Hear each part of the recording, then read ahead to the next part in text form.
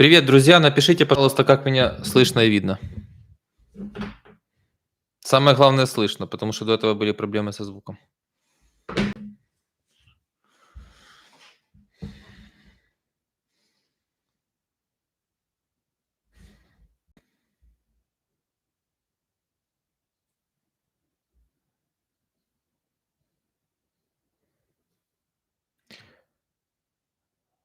Меня слышно?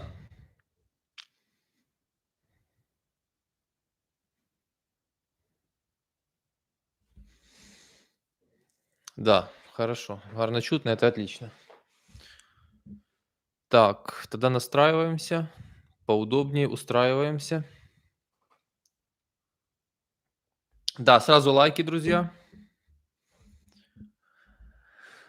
Сейчас пару вопросов было, сразу отвечу. Так, так. Не собирался делать стрим, но вижу все-таки, несмотря на всякие нюансы, многим людям это нужно. Я вас подвести не могу. Так. Всіх вітаю, всім привіт. Так, добрый вечер, Денис. Слышали вы, что сказал Арестович про Украину, что будет второй Израиль, только еще хуже и сложнее? Это я не берусь так утверждать, но я без Арестовича понимаю сложности, которые предстоят. И сегодня часть стрима будет этому посвящена. Я хочу вам сказать, что все-таки очень многое будет зависеть от тех людей, которые будут находиться в Украине.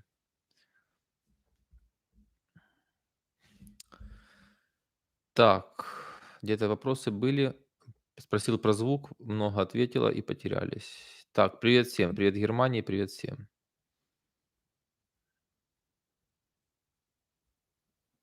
На начасье повстання теж нас просто вбивають. Смотрите, вот эти все комментарии про революции, повстание и все остальное, это все языком в комментариях. И я никогда к этому призывать не собирался. Так, к сожалению, народ всегда все глотает, и в этот раз тоже на начасе. Ну, доселе было так, но мы работаем для того, чтобы люди проснулись, будем говорить так. Э, Привет, привет. Вінниця, привіт. Інформація про Казахстан, що думаєте з приводу миротворців? Немножко проясните, может, ты что-то упустил. Варшава теж привет. Кстати, напишите, как в Варшаве живется, кто живет в Варшаве, как город вообще. Как вы считаете, чем закончится эта война? Победой Украины? Я считаю, мы уже победили, просто нужно закончить войну. Здравствуйте, товарищ Лоток, до более свежего воздуха. Спасибо. Смотрите, о чем я хочу вообще-то сегодня поговорить. Если взять за последние... Я уверен, что все присутствующие на стриме, пока все не подключились, нас тысяч, чуть больше тысячи, сразу ставим лайки, кто подключается. Все читают новости. Если взять новости за последний месяц, а потом, особенно это касается тех, кто живет в Украине, а потом те люди, которые в Украине, если посмотрят вообще-то в окно, что происходит, то мы увидим очень жесткое несоответствие. И будет вообще очень, ну не то, что очень много, несколько очень важных тезисов, которые я хотел бы, чтобы вы для себя взяли на вооружение и рассказывали своим друзьям, знакомым, те, кто вообще планирует жить в Украине или планирует в нее возвращаться, если сейчас находится за границей в связи с разными обстоятельствами. Добрый вечер, Денис. Привет из Одессы. Очень импонируют эти свои позиции, но у нас особенный люд. Нужны конкретные указания к действию. Люди разочарованы. Значит, люд у нас никакой не особенный, просто он посткоммунистический. Не думайте, что люди в Европе или в Америке в целом сильно отличаются. Денис, видел, что русские, я имею в виду в плане политики. Культура, конечно, совершенно другая и отношение друг к другу. Я не об этом. Денис, видел, что русские политики сказали, что пока Украина существует, она не будет нейтральной страной? Нет, не видел. Я вообще, меня заявления русских политиков вообще не волнуют. Так, в чем заключается победа, если мы победили? Вы знаете, я не хочу сейчас отвечать. Вы вряд ли со злым умыслом спрашиваете, вы, наверное, по-нормальному спрашиваете, но сейчас такой период, мои слова пытаются вытащить где-то с контекста, перевернуть. Я до этого это много раз озвучил. Можете на предыдущих стримах посмотреть. Буданов, конечно, актерище, с самого начала раздражал. Я не считаю его актером. Я скажу, что Петро Алексеевич лучший актер, чем Зеленский в 1000 раз. Если речь не о художественном фильме, а просто о камере. Тогда, вернее, как вы ответил? Вчерашний стрим в "ТикТок". Так, идем дальше. Варшава замечательно, мне очень нравится и жизнь здесь, и люди, работаю парикмахером. Так, что скажешь о Максиме Бахматове и его расследованиях? Это который из Comedy Club? Так он на зарплате у Кличка был последние годы. Он там, где выгода, ну, ничего, никакой идеи от него никогда не слышал. Это с него одно время пытались в Киеве слепить реформатора, типа как с Федорова с Дией. На самом деле, когда человек приходит в гнилую, вроде бы прогрессивный, приходит в гнилую систему и пытается бегать, рассказывать, что-то там построить, это никогда не сработает. Ну, он как бы набирает, зарабатывает деньги, набирает себе бонусов личных каких-то для карьеры. Это совсем другое, это не глобально. Меня ничего локальное не интересует. Одно может быть исключение, когда ты приходишь какую-то локальную задачу решать, но держишь, как вот, например, этот президент Сальвадора. Мэр был одного города, успешно, потом столица успешно, потом президент. То есть локально в рамках полномочий той системы, которая есть, ты делаешь, показываешь людям, что ты можешь, выжимаешь максимум из ситуации, и дошел до президента, реформировал всю страну. Тогда да. А просто так это все имитация бурной деятельности, просто неинтересно на это тратить жизнь. Какие западные СМИ читаешь? Никаких конкретно, сводки. Денис, скажите, пожалуйста, когда будет подкаст? Ну, думаю, на этой неделе, в конце недели. Ну, в смысле, на следующей неделе, в конце недели. На перший погляд, Варшава розквітає, будується. Це на погляд простого працівника, що всередині політика не знаю. Політика там, ну, я не фанат Дуды, но я не хочу заниматься делами Польши. Меня интересует именно Варшава. Привет из Кракова. Кракову тоже привет. Так. Арестович говорить за другий раунд в 28-29 роках, так і буде, якщо нічого в Україні не зміниться. А чого ви так почали мені кидати много Арестовичей? Я должен его слова как руководство к действию принимать? То, что он сейчас вышел и говорит много правильных вещей, не то что правильных, честных хотя бы. Ну хорошо, только что же он их не говорил в офисе президента? Я уверен, что он поимел, кстати, офис президента. Он туда пошел чисто набрать аудиторию, развел их. Так. Бахматов чистый коммерс, спилил возле своего офиса все деревья, послал жителей дома на 3 буквы. Я не знаю, что такое коммерс. Это слово из 90-х, которым криминал обозначал предпринимателей. Поэтому я его не использую. Добрый вечер, Денис. Что думаете по поводу того, что Нацбанк с завтрашнего дня обязал все банки каждую неделю представлять данные про банковские операции, включая снятие наличных обычных людей? Ну хорошо, поехали. Раз такой вопрос, тогда поехали. Значит, смотрите. Вот эта новость, что с завтрашнего дня банки должны отчитываться НБУ за переводы друг другу украинцами денег, за поступление на личные счета. Вот кто торговал и принимал бабки на личную карту, вы попадаете в жесткую зону риска. Если вы просто не обоснуете эти транзакции, вас обяжут платить 19,5% налог, так же, как и волонтеров. Значит, тиски продолжают сжиматься. Вот это вот граждане Украины, вот это вот государство. А вот снаружи мир, война никого не интересует. Тиски сжимаются, сжимаются, сжимаются. По идее, чем больше они сжимаются, тем выше градус напряжения. И вот когда они дожмутся, все лопнет. Вот вопрос, когда оно лопнет и что из этого лопнет получится. Это очень опасная игра. Давайте я продолжу. Вот это вот, что сказал человек по поводу НБУ. Выступление Марченко про налог для волонтеров. Министр МВД, мужчины, которые незаконно выехали, будем щемить, ущемлять, санкции, короче говоря, все возможные репрессии применять. Дальше. Дальше. Вы можете, кстати, в комментариях пока не задавать вопросы, а дописывать, что еще было такое в последнее время, ну, какие моменты. Бомбоубежище.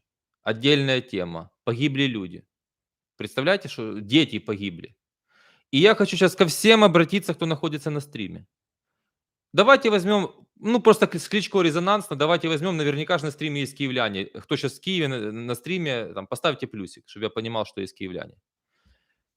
Думаете, Зеленский отвечает за ситуацию и предоставляет вам какие-то гарантии? Ну, логично, наверное, было бы так думать. Кто-то думает, что Кличко, допустим, ответственен за это. Нет, знаете, кто на самом деле отвечает за вашу жизнь? Не Зеленский, гарант Конституции, не Кличко, мэр, который уже 10 лет мэр города Киева, много киевлян, спасибо. А дед-сторож.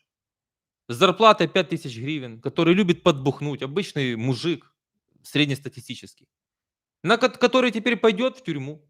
А может быть, с которым кто-то связался и сказал: "Дед, бери все на себя, мы твоей семье отвалим 50 000 долларов, квартиру в Киеве дадим. Через полгода выйдешь, через год выйдешь по УДО или адвокатов тебе дадим". И такое возможно. Короче говоря, за жизнь вас и ваших детей отвечает теперь, вахтер, дед-вахтер. Вот это итог всего и всех рассказов политиков и дураков, а я только дураками могу назвать тех, привет, Фастев, а я могу только дураками назвать тех, кто говорит, что Зеленский хороший президент, что он молодец, что он спаситель. Еще раз повторяю, у них и у их детей, и у их семей все хорошо. А за вашу жизнь отвечает дед-вахтер. Я просто по-другому назвать не могу. И только слепой, и я сижу и думаю, ну одно, второе, третье, ну ладно, не все, но потихоньку же надо как-то просыпаться. Понимаете? Столько проблем. Война, постоянно кормят, война, война, все из-за войны. До этого были попередники виноваты. Посмотрите, кто бы не был следующей властью, будет говорить, так война ж была, это ж мы вот последствия выгребаем. А ваша жизнь уходит, наша жизнь уходит. Время тикает. А теперь дед отвечает за нашу жизнь. Ну, как люди этого не понимают? Ну, если вы пойдете, поставите голос опять за это все, ну, я не знаю, что тогда будет. Я более того скажу. Еще больше подтверждаюсь в мысли, что будут скоро выборы. Во-первых, я вам рассказал, что айтишников наняли громадный офис в Киеве допиливать Дию. Власть большой бюджет выделила. Первое. Второе, Юлия Володимирівна вылезла в вышиванці. А если Юля вылазит, все, жди выборов. Это такая примета есть. Вылезла Юля, жди выборов. Вылез Сеня Яценюк, жди выборов. Сейчас Аваков где-то выплывет. Сейчас все типа выплывают, кто затихарился. Суркис поехал с там еще другим персонажем Левочкиным в Вену опять к Фирташу. Все.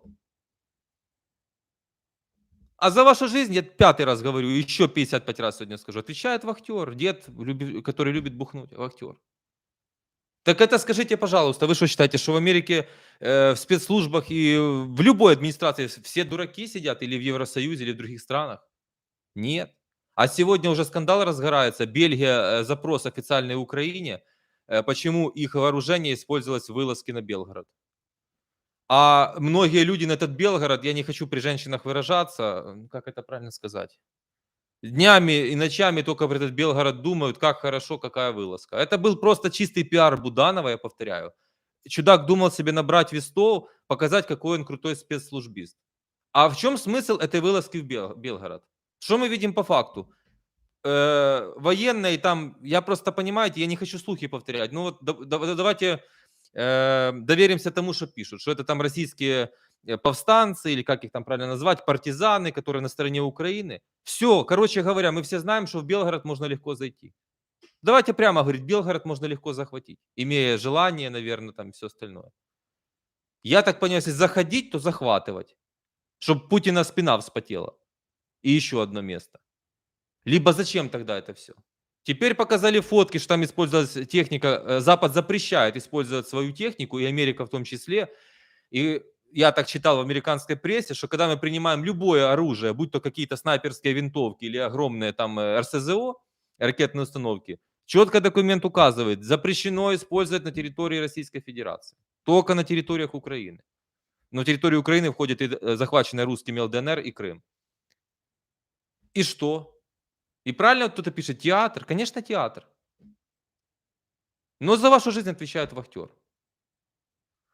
Ну, нельзя идти в Европу, как бы там она мне нравилась или не нравилась, социалистическая, не социалистическая. Идем в Европу, а у нас вахтер отвечает за жизнь. Ну, вы понимаете, ну, можно сколько угодно там понтов накидать, как это сказать, видеоблогов наснимать, как делает президент, Байдену руку целовать, и всем остальным, с европейцами обниматься, и мои любимые европейцы, мы же с вами одинаковые. А у нас хуже совка. Людей ни во что не ставят. Посмотрите на Кличко, посмотрите на остальных. Да где вы им? Да никто никому не нужен. Так как вы их выбираете? И зачем? И самый главный у меня вопрос. А на что дальше рассчитывать? Давайте, может, сворачиваться тогда. Забыли про Украину, вывозим родственников. Все, исход из Украины. Да не будем об этом говорить тогда. Про бизнес поговорим, про спорт. Женщины там еще там о чем захотят поговорить.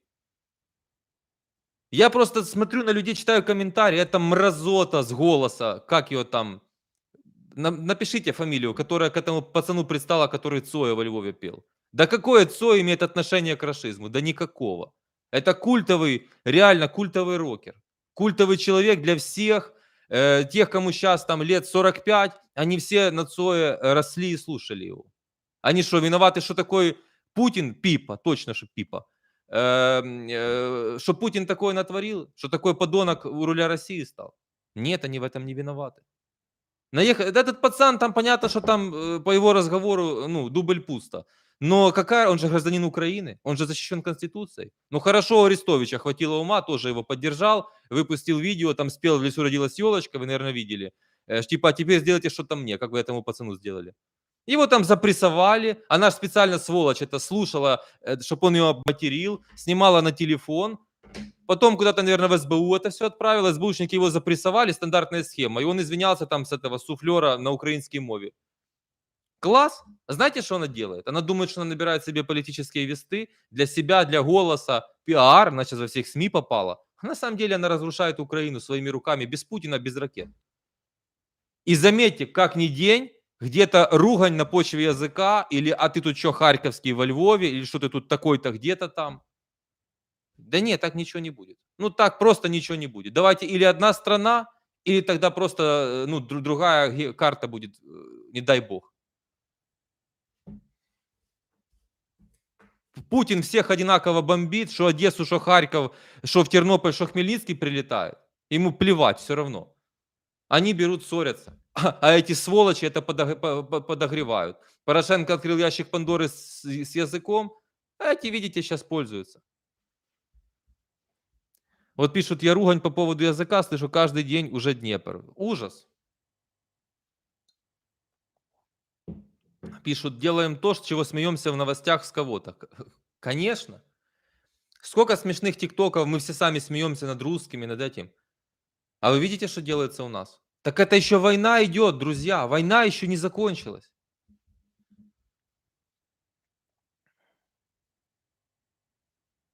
Ты предлагаешь второй государственный русский?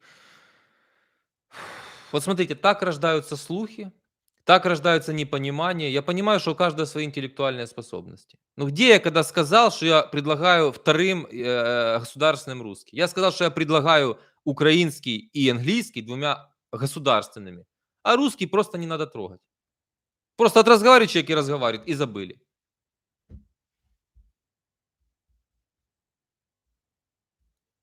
В школах только английский и украинский, и оно само со временем станет так, как надо.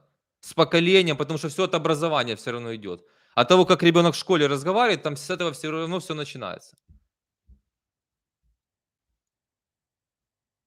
Пустые слова, а где решение? Ясно. Ну, вы сразу выходите. Если пустые слова, где решение, выходите. Значит, вы не в теме, не понимаете, чем я занимаюсь. Я же не могу сделать запись, поставить ее на стрим, чтобы вам одно и то же толдычить. Вы, наверное, зайдите на канал, поинтересуйтесь, потом поговорил. Он, кстати, против СССР был. Цой, конечно. Так в том-то же и суть. Вы понимаете, какая дура вообще? Какая дура? Цой — это голос протеста молодежи тех времен. Голос как бы против тоталитаризма, как бы голос свободы в те времена. За счет, почему такая популярность была? А это называется, в том-то и дело, это называется. Одно дело там какой-то Лепс или Газманов, совсем другое Цой или кто-то, или Макаревич, например. Это вообще другое. Или Гребенщиков. Это вообще... А у нас все, как всегда, кони, люди все смешали. Не надо ничего. Это же, вот понимаете, свойство такое. У нас всегда все в одном флаконе. И никто ни в чем не разбирается. А быдло подхватывает.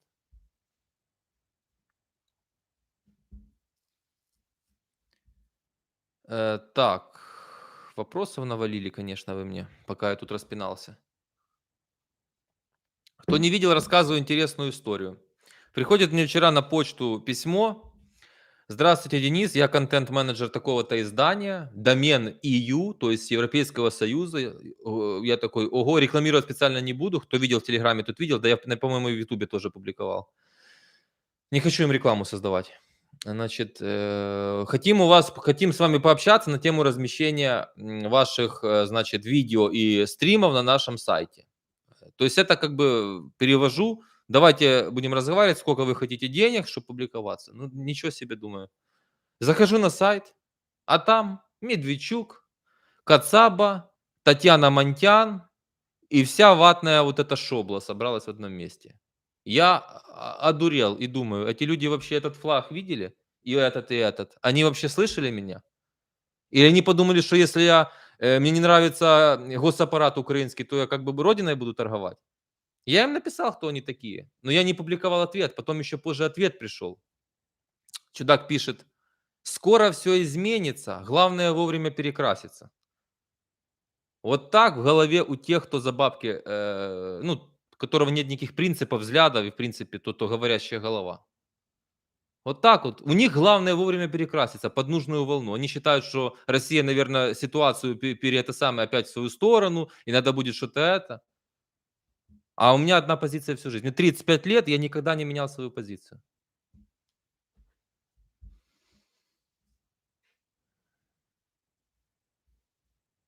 А что Бужанский? Пишет про Бужанского. Я видел это видео, канал киевский. Значит, явная была задача. Я Бужанского терпеть не могу. Он быдло, он ноль, просто ноль по жизни, который попал в Верховную Раду случайно на этой волне. Из себя ничего не представляет. От него попахивает действительно расизмом. Но это вообще не имеет никакого отношения к тому, что он разговаривает на русском языке. Потому что он с Днепра. Это русскоязычный регион. Исторически. Хотим мы этого или не хотим. Сейчас все равно Украина будет украинизироваться, это и так понятно. Мы говорим по факту. Есть поколение старших людей. Сколько Бужанскому? Лет 50 же есть, может даже больше. Журналисты, вот эта грязня, вот понимаете, это все, многие смакуют там это, мне ни журналист не нравится, ни Бужанский. Ругань внутри страны между собой — это то, что нужно Путину. И я понимаю, насколько там валенки даже в ФСБ сидят. Раз они ему не объяснили, что нас можно только этим поссорить, и не надо ничего, таких денег тратить. Вот эти они сайты, такой, как мне предлагал, создают, это больше оружие, чем любая ракета. Вот и все.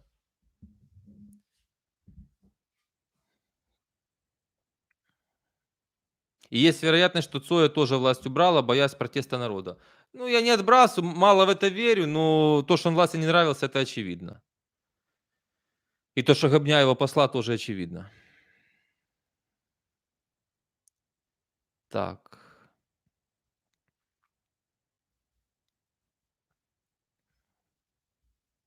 Дэнни, а какая была сумма? Какая сумма? Я что, в переговоры вступил?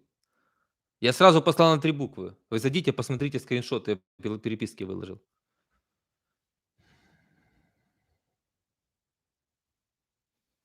Здравствуйте, Денис. Видели интервью Мосичу, как спецназовца Израиля? Нет. Я хочу вас уберечь. Те, кто там сейчас очень громко рассказывают, что они, не хочу называть фамилии, вы все знаете этих распиаренных, которые якобы к Израилю. Осторожно, их очень тоже слушайте. Потому что там под брендом Израиля тоже разные люди могут затесаться. Дэн, подскажи, кого из украинских журналистов слушать? Никого. Все помойки, все СМИ в Украине помойки. Просто эти помойки принадлежат разным людям, это все помойки, но вынужденно приходится их читать. И вам приходится.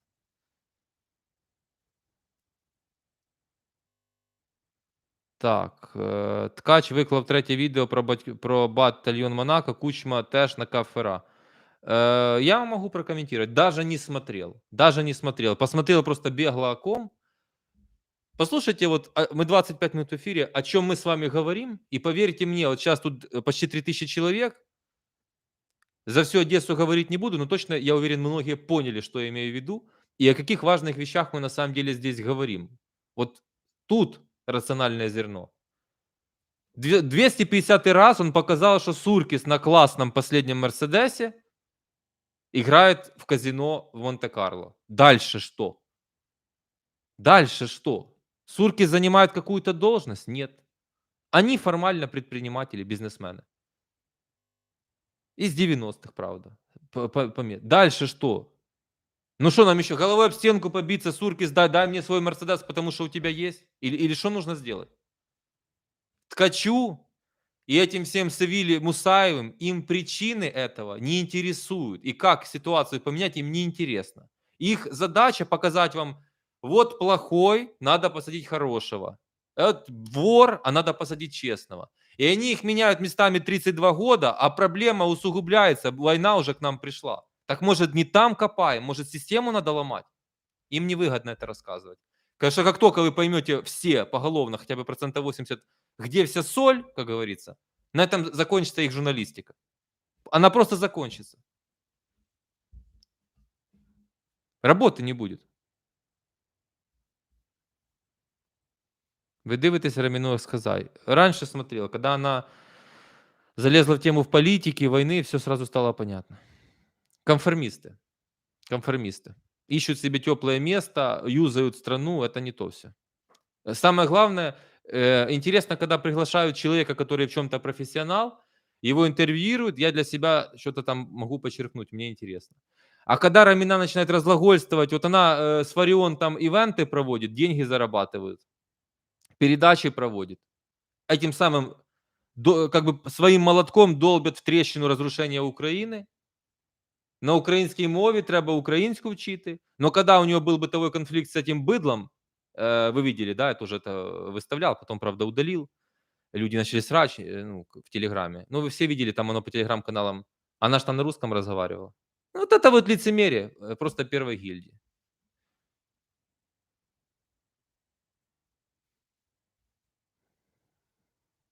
Интересно, Рахманинова тоже теперь играть нельзя. Да.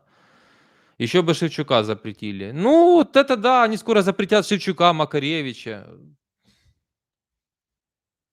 Они вот считают, что даже те люди должны любить Украину больше, чем Россию. Они же любят Россию свою как родину. А произошла какая страшная ошибка. Здесь пытаются сказать, что Зеленский равно Украина, а Украина равно Зеленский, как будто он приватизировал целую страну в центре Европы. Так там Россия равно Путин. Да не, Россия это Россия. И там есть процентов 10-20 нормальных людей.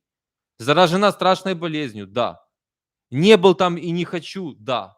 Но для кого-то это тоже родина. И для Гребенщикова, и для Шевчука, и для Макаревича, и для кучи-кучи других порядочных людей. Ну как куча? Их, они в меньшинстве, но тем не менее. Вот Земфира уехала во Францию, получила французский паспорт. Вот когда такие моменты происходят, вы же не знаете, в Украине же тоже отток людей. И люди тоже будут получать и получают уже и ВНЖ, и паспорта. Вот это вот проблема, беда, и в этом страх для всех. Что с Америки никто не уезжает. Маргиналы там как вот могут в Россию смотаться на старости лет, как этот актер, голова, каратист актер высокий. Блин, с головы вылетело. В детстве ж фильмы с ним смотрели. Путину руки поцеловал, и Депардье тот же самый, чтобы какие-то бабки заработать. Позор на старости лет, когда уже в мозгах совсем ничего нету. Ну, это какие-то исключения, подтверждающие правила. Ну, вы представляете, чтобы кто-то на полном серьезе поехал с западной страны капиталистической в Россию получать паспорт и говорить: ой-ой-ой, у вас тут так хорошо. Ну, это ж бред все. Нет, да какой дюжев? Сигал, конечно, спасибо, да, Сигал. Стивен Сигал. А когда-то вся Америка с открытым ртом на него смотрела. Денис, коли з'являться кошти на ЗМІ, чи будуть ще інші ведучі, вже підписався на другий канал. Так тот канал готовится пока технически. Нужно включить монетизацию, потому что это все равно бизнес-составляющая модель во главе угла. И да, конечно. Так. Живу в пригороде, где бродячих собак больше, чем людей. С начала войны бункер работает все время только из-за того, что обычный житель нашел ключи, взял на себя ответственность. Вот смотрите, тут-то ключевое и кроется. Хорошо, что кто-то нашелся, взял на себя ответственность. Только вопрос, зачем тогда государство и зачем тогда налоги? И вот тут мы подходим к главному, что я всегда за общины. Максимальная децентрализация и экономическая, и социальная, и все. Местная община сама себе, вот берем город 50 тысяч людей, они сами себе должны проголосовать за судью, за шерифа. Этот человек должен иметь доверие, они знают его биографию, чем он жил, чем он дышал, его бэкграунд. И они будут себе выбирать. И этот человек будет перед людьми в глаза смотреть и отвечать. И по закону, конечно же. Только тогда налоги их тоже будут там оставаться и все остальное. Но это все Украина, безусловно. В Америке штаты конкурируют между собой. Там что-то запрещают, а соседи, опа, можем на себя перетащить людей. Как это сделал Техас и Флорида. Шикарная налоговая система, там БЛМ случилось, люди с бабками поперли с Лос-Анджелеса, ну, с Калифорнии и с Нью-Йорка в эти штаты. В штаты приехали деньги, люди, пошла движуха, пошла жара. Все. Я уже рассказывал, ну, наверное, надо все-таки одно видео отвлечься полностью от политики, вообще про Майами что-то рассказать. Вы понимаете, когда сюда приезжают, ну, в основном кубинцы, любой латинос, ему здесь мега комфортно. Он, я думаю, попадает как в своей родной стране, только в капиталистический рай, громадные возможности, в красоту и все остальное. Ну, на испанском все просто говорят. Дети в школах учат английский и испанский.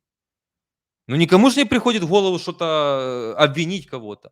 Я рассказывал, вечером бегаю, около 9 часов вечера, хасиды ходят, пожилые люди гуляют по набережной. Разные религии, куча этносов, итальянцев полно. Нет проблемы вообще никакой и ни у кого. Да в голову просто не придет никому разговор этот начинать. Ну, в Украине еще войну не выиграли, уже украинец с украинцем ссорится, зная, что есть исторические причины. Что не может харьковчанин и житель Днепра разговаривать как львовянин или с Тернополя человек на украинской мове. Ну, это как, знаете, а что это у тебя голубые глаза? Надо, чтобы были зеленые или карие. Вот примерно такая же и ситуация.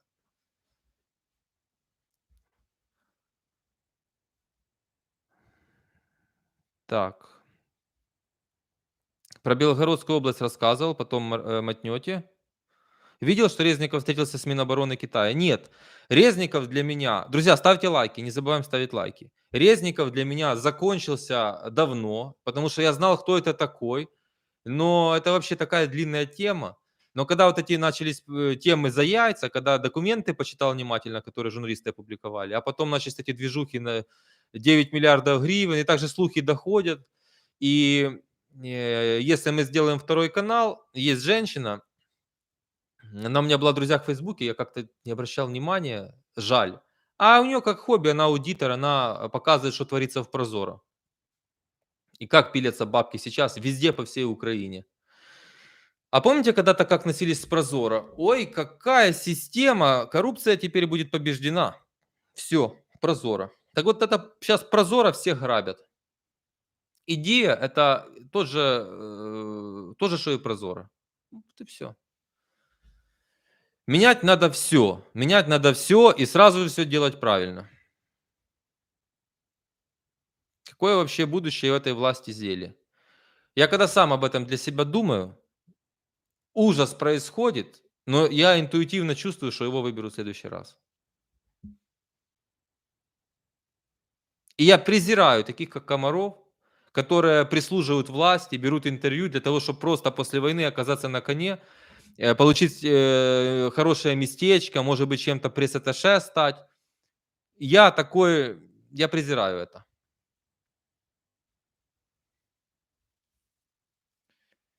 Так. Про новий канал не треба нічого шукати. Коли прийде час, я все прорекламую. Вроде бы все правильно говоришь, но согласись, что если бы не Турчинов, который кровавый пастор, и не Порошенко, то не было бы этой войны. Ну, полный бред. Я не люблю Турчинова, вообще не воспринимаю. Но вы пишете просто полный бред. Причем сейчас вообще Турчинов и Порошенко к этому. Ну, особенно Турчинов. Денис, как вы считаете, при голосовании онлайн и отсутствие пункта против всех, как не отдать свой голос этим мафиози? Это хороший вопрос. Отсутствие пункта против всех – нарушение Конституции.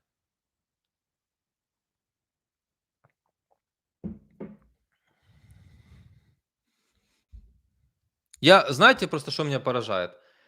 Прийти проголосовать, это еще надо дождаться выборов, это еще надо это. Презирать нужно начать. Вот просто презирать. Вот Кличко подходит к людям попиариться, а ему должны матюкать на 3 буквы его посылать. Они должны бояться на улицу выйти, понимать, что тебя ненавидят просто-напросто. И не то, я про Кличко просто потому, что он щас там бегает уже, засуетился, потому что запахло жареным, а я так слышу слухи и планы серьезно его снять.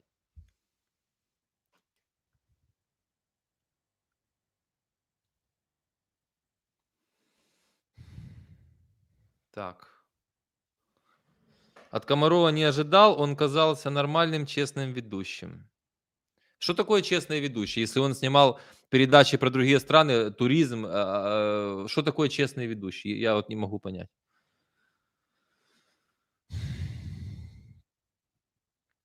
Денис, когда вы планируете открывать фонд? Фонда не будет. Люди не готовы. Я тянуть это не буду.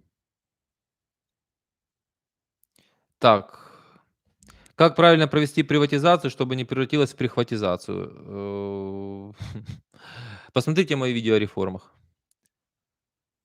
Чому ЗМІ мовчать про беззаконня ТЦК, невже олігархи це підтримують? Олігархи, служать, ну, как служат, не служат власти, они с ними в связке.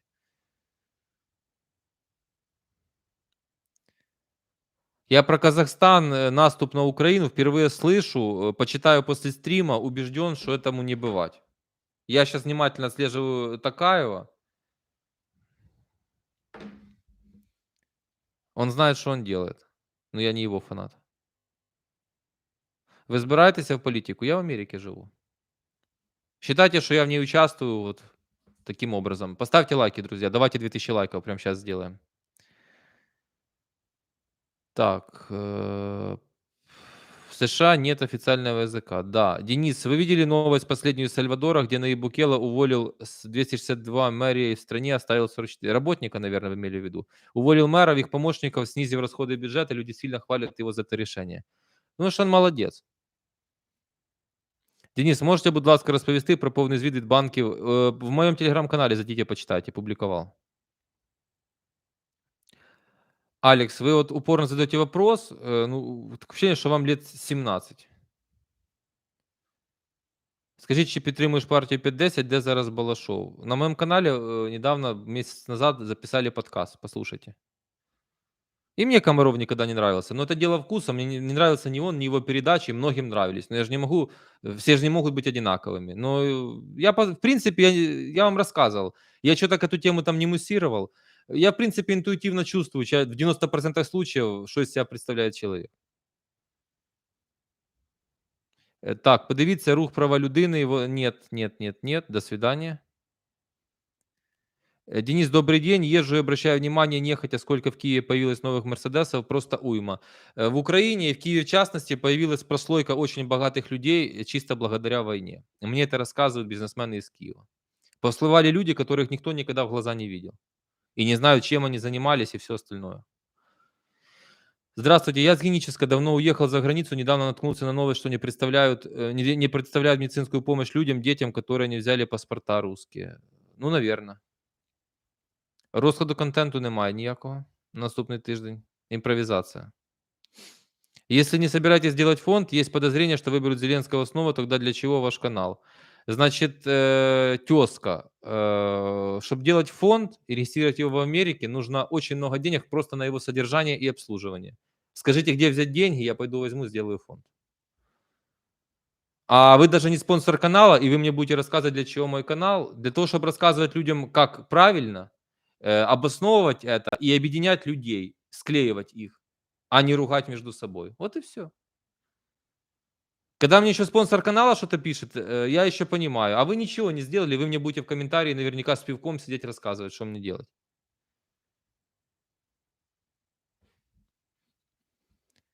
Я не знаю, чему обменники не принимают доллары, постоянно сыпят этот вопрос, я не знаю.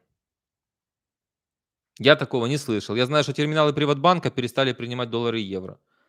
И я вам говорю, что почему они зашевелились и с этим всем. Скорее всего, с деньгами очень плохо в бюджете. Они сейчас будут зажимать все, что только возможно. Да. Видите, ну, как всегда, в принципе. Я перечислял вам, что случилось за последние 2 недели. Налог волонтеры, бомбоубежища, министр МВД, там по поводу мужчин, которые не так выехали. Значит, куча всего. Контроль тотальный. Гетманцев, что продолжает творить. Это просто как ни день.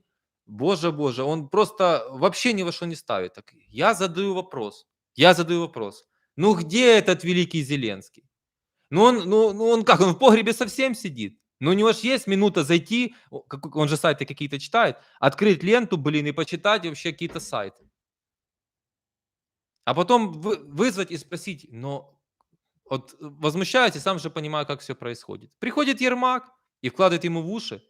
Я достоверно знаю, утверждаю, Ермак отодвинул даже его друзей с 95-го квартала. Всех и все заменил один великий Ермак. И внутренние дела Украины отданы на откуп Ермаку. Поэтому, когда вы будете голосовать за Зеленского, знайте, что там можно открывать скобки и писать Ермак. Это даже консильери, я раньше он как консильери был, его уже консильери назвать невозможно. Это уже что-то больше, я говорю. Такое ощущение, что есть два президента. Один внутри Украины, а второй снаружи лицом торговать.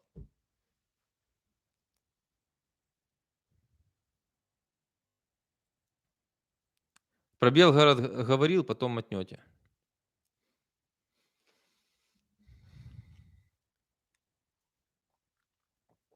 Как относитесь к проектам Любарского и планируете с ним как-то коммуницировать? 250 раз отвечаю. Еще в конце прошлого года был телефонный разговор с Любарским, где он предложил эфир для его канала, потом, если я захочу, для моего канала. И пропал. Точка. Не, Ермак уже не серый кардинал, уже, в принципе, открыто видно, что он рулит.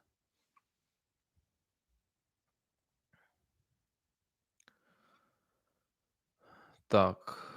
Денис, приезжайте в Украину, наведите порядок, мы поддержим вас. Вы пока даже не спонсор канала, поэтому я знаю, что такое слова и что такое действие. Но дело даже не в этом. Что такое наведите порядок? Палкой взять и приходить бить их или как? Власть нужно взять. За меня никогда не проголосуют, даже если бы я захотел. Людям нужны Дима Разумков и вот такие вот совсем другого плана люди. Им нужно вот вранье сладкое. Я все сделаю. Все у вас будет хорошо. У нас вообще все прекрасно. Ведь послушать главу СБУ, министра МВД, у нас весь мир, оказывается, учится и у спецслужб, и у полиции, и у банкиров. Послушать Марченко, так у нас вообще как-то дела круто идут. Только у нас, оказывается, национальный праздник, это когда нам дали очередной транш МВФ или какой-то кредит. Это вот для чего министр Марченко. Ну, то есть, все искусственное, все дутое, это, ну, какая-то просто, я не могу назвать. Ну, не состоялось государство. Именно из-за уродов чиновников. Но послушать каждого из них интервью в отдельности вообще нет проблем, все шикарно, все хорошо, все супер. Вот только если бы не война, вообще была бы просто сказка. А я всегда говорю, перемещаемся за месяц до начала войны. В пропасть летела экономика, ужас и кошмар. Теперь они выезжают за счет Запада. Ну,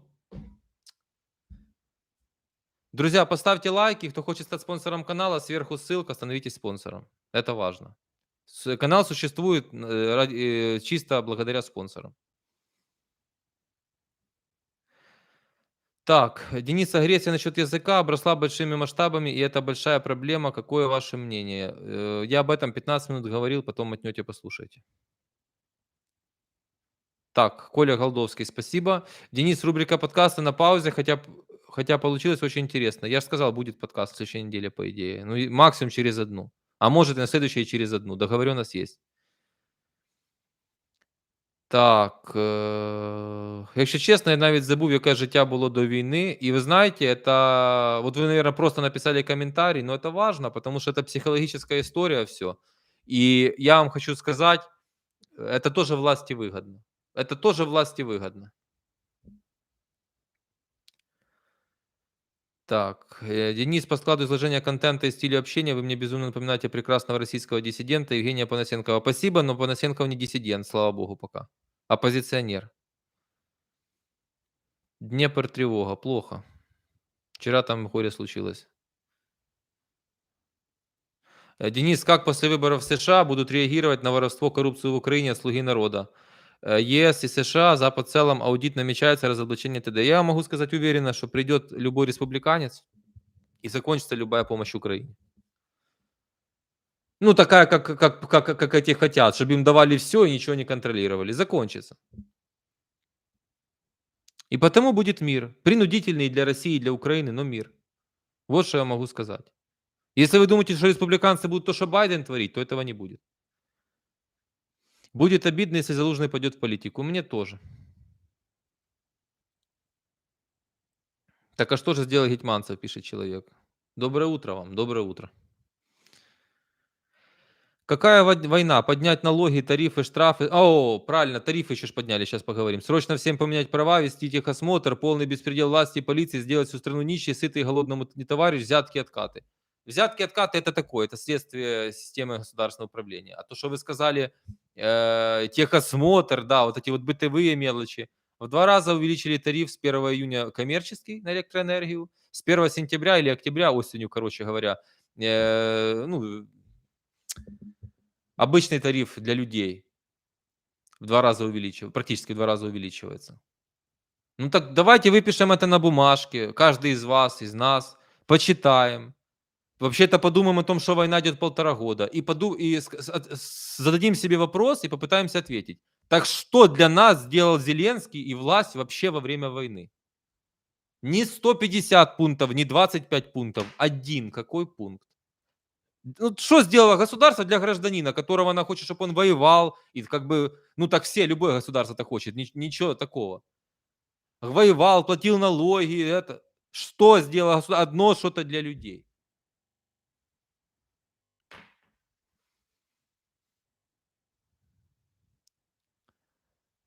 Ничего, ну, конечно, ничего. Конечно, ничего. Денис, так что вы думаете, как относитесь к междусобойце между республиканцами Трампа и Десантиса? Никак не отношусь, предвыборный процесс идет. Нормально отношусь, я за Трампа. И это опять посмотрите на этого Байдена, упал опять. Боже, старый человек, он же упал, абсолютно видно, что он уже не координирован. Вот старый человек. Ну, старый человек, ему надо на пенсию, вот он любит мороженое, внуки мороженое, занимайся этим. Куда ты лезешь на второй срок?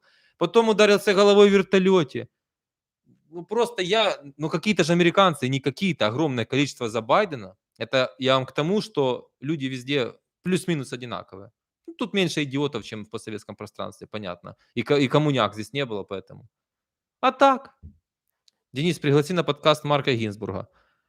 Я за километр с этим человеком не собираюсь общаться, не то, что приглашать его на подкаст. Этого расиста, негодяя, который приехал в Нью-Йорк, $50 было в кармане, сбегал от Советского Союза, как еврей.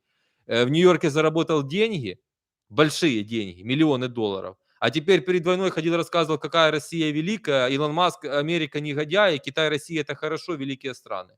И войны не будет, конечно же, говорил. Вот кто такой ваш Марк Гинзбург, аферюга с большой дороги.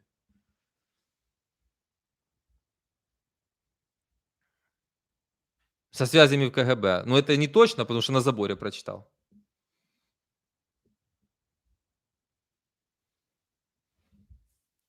Бачили заяву ОП, те, що вони займуться рішеннями суду щодо охоронця, якому дали 2 місяці тримання під вартою.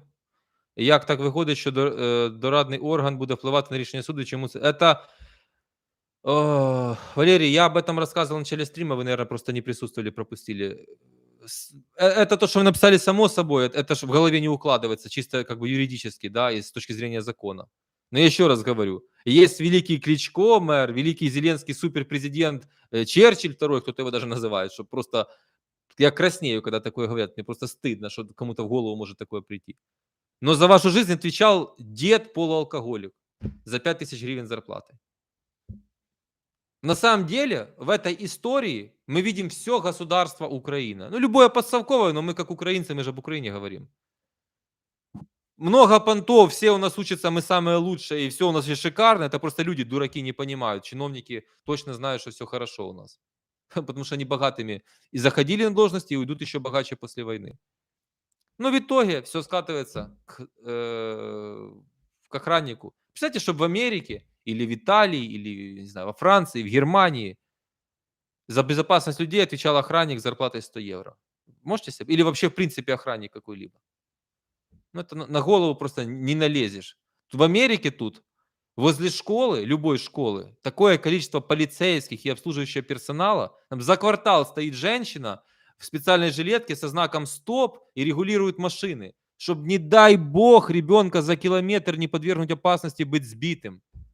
и какого-то маньяка или еще кого похлеще вычислить за километр подозрительного, чтобы полиция его проверила. Понимаете, о чем идет речь? Тут война идет 1,5 года, бомбоубежища закрыты.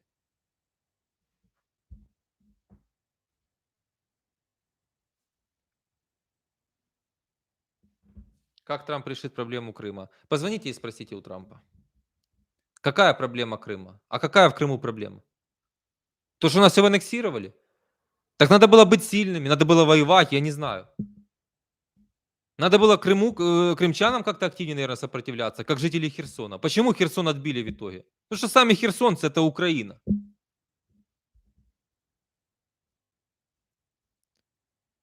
Душой я имею в виду. Я не видел, чтобы в Крыму или на Донбассе под танки ложились, на грудью шли на танки. А в Херсоне видел.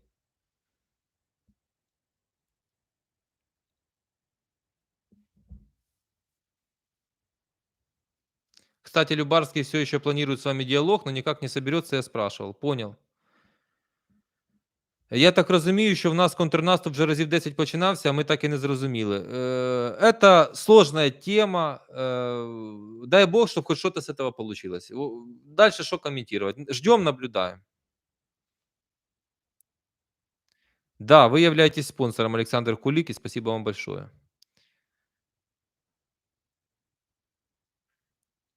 А как же потом скулшутинг получается, если такая охрана? Как-то получается.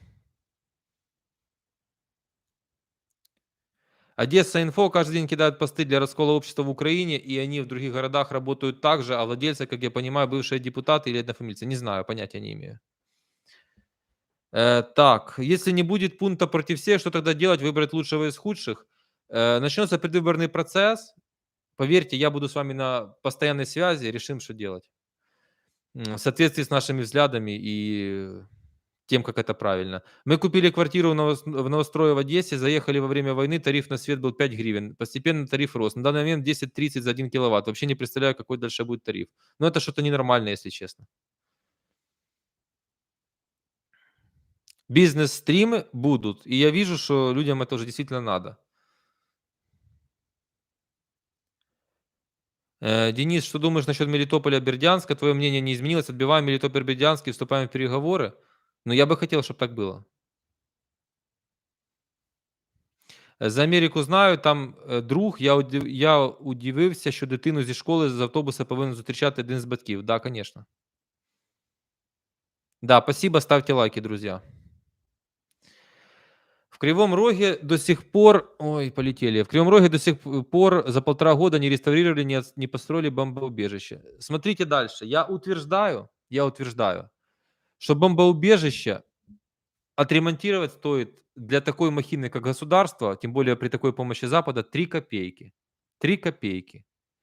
И частными можно было делать бомбоубежище. Это нормальное рыночное решение, когда власть выходит и говорит: бизнесмены, стройте бомбоубежище. Да, да.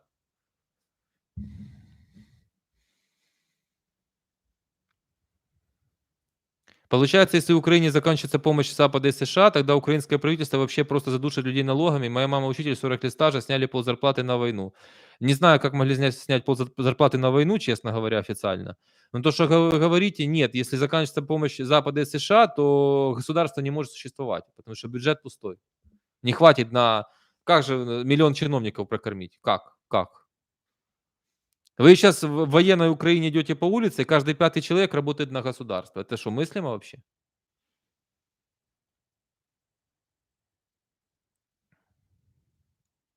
Дениса, є вірогідність перемовин влітку? Дякую за відповідь. Влітку немає. На жаль. 3700 зрителей стримы восстанавливают свою популярность. Да, Дмитрий, вы правы. Друзья, лайки ставим незамедлительно, пожалуйста. Ставьте лайки, это очень важно. Сейчас 2260 лайков. Если в бюллетене будет присутствовать пункт против всех, и это нарушение Конституции, то выборы, по сути, можно признать действительными. Подождите, вы что-то перепутали. Как это против всех? Отсутствовать. Все правильно. Если не будет отсутствовать пункт против всех, нарушение Конституции, это разговор, понимаете, вы, может, и правильное направление мысли, но это демагогия. А вот что не демагогия, если бы был пункт против всех, и большинство поставило, там по закону есть какой-то процент, был, вернее, когда был пункт против всех, определенный процент, если он набирает, то выборы признаются недействительными и назначаются перевыборами. Я всегда видел в этом выход. Кто-то говорил, что это утопия, но, по-моему, утопия это всегда между двух на букву Г выбирать худшее. И Зеленский в своем сериале «Слуга народа» так и рассказывал, я же недавно вставил в ролик.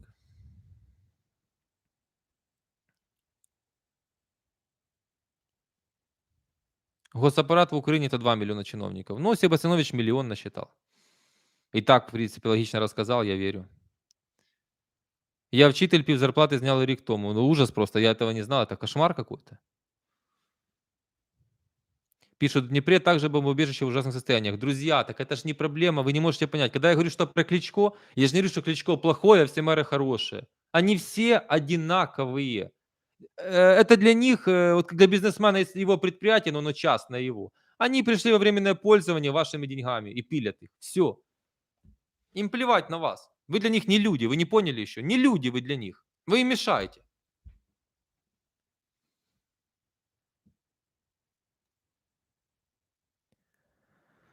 Денис, здравствуйте. Скажите, зачем начали призывать с 25? Не знаю. Доброго дня. Бачучи новину про блокування карток та незрозумілі переведення коштів, єдина фраза, яка мені згадується, це вільні народи вільної країни. Да, да, да, да. Вот это вам все вільні народи вільної країни. Мы уже сколько за сегодня? Штук 8 таких массивных минусов, ну, скажем так, я бы сказал, это ущемление людей насчитали. Так это всего лишь за месяц новости. Мы же не взяли новости двухмесячной давности, сколько там всего принимали. А мы еще забыли, что сейчас летом возвращается 5% для ФОПа третьей группы вместо 2. Тут урезали. НДС на топливо с 27% до 20% поднимают. А то, что сейчас топливо подорожало, так это связано с ситуацией в мире с нефтью. Это вообще не то, что в Украине только подешевело оно. Понимаете? Буданов занимается личным пиаром, интервью дает по 10 штук в день. В его в кабинете фоткаются уже все представители всех профессий, в том числе самых древних. Ну что сказать? Ну что сказать, друзья? Министр МВД с лицом таком, как я говорю, при Кучме таких не было. Это где-то вот у Путина такой министр МВД с таким лицом мог работать. Но такое лицо, он же не любит людей. Ну, я могу, ну, надо как-то показать вам, например, в Америке какие люди в МВД работают. Ну, это такие мужики крепкие, герои по лицу. А это какой-то такой, ну, что сказать. Вы вообще слышали, чтобы каких-то ОПГ какое-то крупное нейтрализовали по-настоящему? Вы слышали за 1,5 года что-то? А они существуют. И они кошмарят людей. Я про мафию, которая в политике, вообще молчу. К которой относятся очень много мэры крупных городов. Вы слышали такое? Нет, потому что пирамидка существует. Снизу вверх несут конверты, сумки носят спортивные, чемоданы. А Зеленский считает, что такой министр может героическом народе вообще указывать. И буду повторяться, но я уже просто не могу. Война неизвестно когда и как закончится. Он уже говорит, что мужчины, которые незаконно выехали, подвергнутся наказанию. Надо обязательно законопроект. Что меня возмутила журналистка. Ну да, надо же как-то что-то с ними делать. Да кто ты такая вообще? Что ты там рассказываешь делать? Сидит журналистка против граждан Украины, натравливает министра МВД. Это вообще в голове укладывается? Ну это в голове укладывается? Так пусть расскажут, что было на пропускных пунктах 24-го. Я говорю, это была лотерея, где ты родился. Если ты и жил, вернее. Если ты жил в Мариуполе, дела твои плохи. Или там в тех территориях. Ну, если ты жил в Ужгороде, нормально ты еще себя можешь чувствовать. А может ты в Буче или в Ирпене? Тогда тебе вообще кранты, или в Херсоне. Вот вам и все. Лотерею, устроили лотерею. Герой-президент великий, которого Черчилль второй. Просто второй Черчилль. А кто-то с грудничками. А Холоденко сколько рассказывал случаев. И свои же пограничники, как к быдлу, относились к своим же людям. Вот вам великие ваши. Ну, не ваши, но многих. Працюю в податковій, зарплатня 8 тисяч. Так не працюйте в податковій. Идите в частный сектор. Денис, а у нас есть великий предприниматель частного пошиба Ренат Леонидович, говорю с иронией, то есть Ахметов, если так непонятно, так вот для него такой страны, как наша, как Украина, какой, он ничего не понял. В багатьох закладах освіти педагоги знаходяться на простої під час канікул. І є під час навчального процесу теж. У нашому закладі так відбувається. Понял. Вот щас многие пишут: "Там бардак, там бардак". Друзья, да в Украине в целом бардак. Ну вы думаете, что война — это, я же говорю, все было благополучно, и тут война, напали, и все стало плохо? Да мы и жили ужасно. И не было бы этих проблем, не было бы и войны. Ну, потому что такая система государственного управления, она не подразумевает успех. Она подразумевает только коррупцию, слабость и все. Мы как до войны существовали за счет, тогда в том случае МВФ, ну, так сейчас за счет Америки.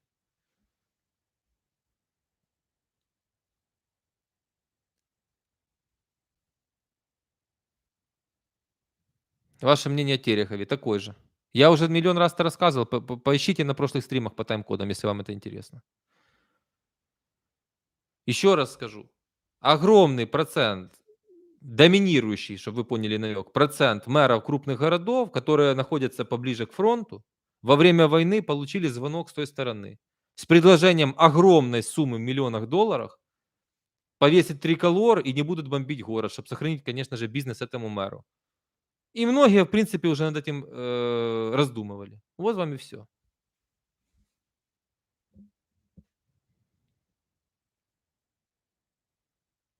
Так предлагайте какие-то дела, но посоглашаться я могу, а что дальше — это какой выход? Ну, для вас выход сначала стать спонсором канала, хоть что-то сделать, кроме комментария, если вы уж так обо мне говорите. Как так получается, что страна с таким народом, множеством ресурсов живет на уровне страны Африки или Средней Азии? Ну, с каким таким народом? Ну, героический народ, я имел в виду во время войны. А так, ну, мы же как-то выбирали таких, да, 32 года. Значит, наверное, не какие-то мы особенные. Денис, а могла вакцинация повлиять на разумное мышление украинцев? Не, я думаю, что таким людям, как вы, уже ничего не поможет. Ни вакцина, ничего остальное. Вы в теориях заговора. Я вакцинирован 2 раза. Так что можете удариться головой об стенку от разочарования. Денис, добрый вечер. Скажите, что вам известно про Залужного? Пишут, что он пропал. Поехали дальше. Да, Федор Стратон, ви спонсор. Денис, добрий вечір. Коли плануєте запустити свій мерч? Да только ты берешься за какие-то дела, за организацию бизнес-стримов или мерча, или чего, тут же бомбежка. Ну, я же еще раз говорю, я не могу. Людей бомбят, люди под тревогами, а я им утром: ребята, да вот мой мерч, вот бизнес-стримы. Страшно подумать, что Одессу могли сдать, да?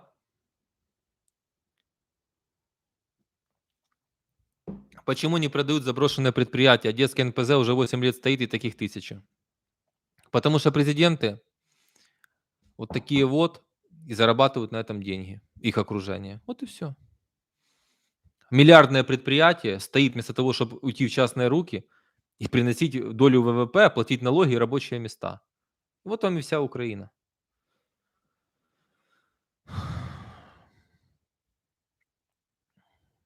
По поводу выборов, как вариант отдавать свой голос за того, у кого почти нет шансов. Это массово люди делать не будут.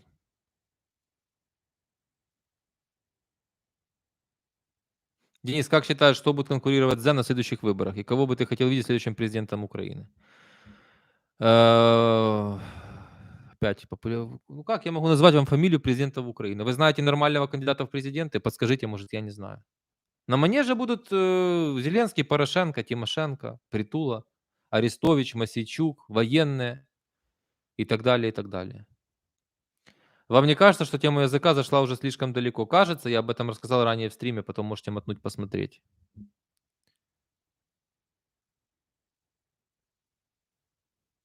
Так. А в чем страшно про Одессу, Мариуполь как живет? Невозможно все было рассказать, поэтому непонятно, повторюсь, от Ахметова в Украине какой прок, как и от других Коломойских, прочих олигархов. Олигарх — это следствие системы.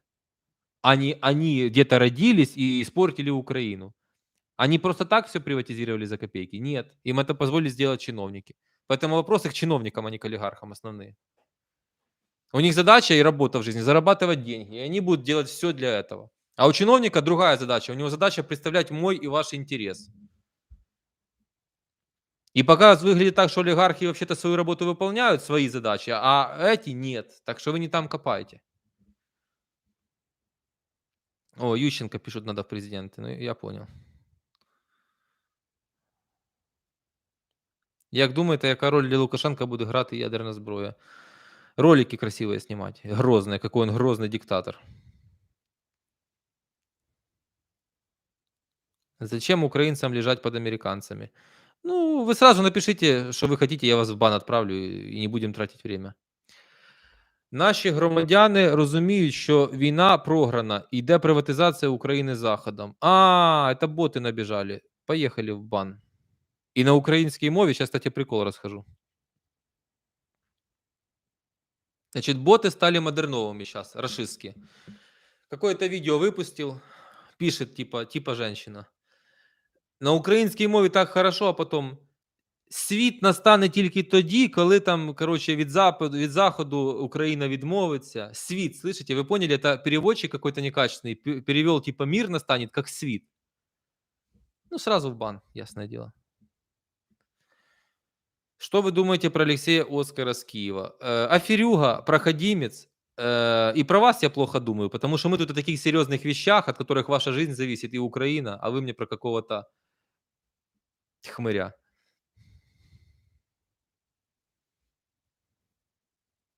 Чув від адвоката в Ютубе, депутаты заборонили собі йти до відання, я понял. Сколько у вас людей в бане? Не считал. Боты на украинском что-то новое, я же говорю, креатив.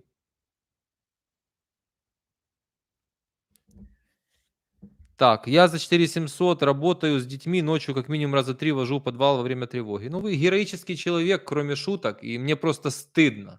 Мне просто стыдно, что вы такую работу должны делать за $120. Стыдно за государство, имею в виду. И, ну, я бы так не смог, прямо говоря, на вашем месте. Денис, вы большой молодец. Я тоже считаю, что Трамп это тот, кто может закончить войну. Он первый наложил санкции на Северный поток, но еще 1,5 года ждать. За это время можно сойти с ума. Да. Так, Юрий Братачук, спасибо. Новые спонсоры добавляются. Всем спасибо. Кто хочет стать спонсором, сверху в закрепленном комментарии ссылка. И обязательно все, кто не подписан, подпишитесь и здесь на YouTube-канал и в Telegram. Telegram — это очень важно, особенно в преддверии событий, которые нас ожидают. Всегда нужно быть на связи. Дениса, скільки спонсорів, при якій кількості буде новий етап канала? ЗМІ партія. Про партию я никогда не говорил ни слова. Про СМИ, я думаю, в ближайшем будущем. На спонсоров я там не рассчитываю. Сейчас спонсоров там 1040 или 1041. Ясно, что 2000 в ближайшем обозримом будущем не будет. Может быть, позволю себе открыть эту банку в Монобанке. Кто захочет, поучаствовать в начале СМИ. А за счет чего клоун Тищенко еще держится на плаву? За счет того, что его кум Ермак.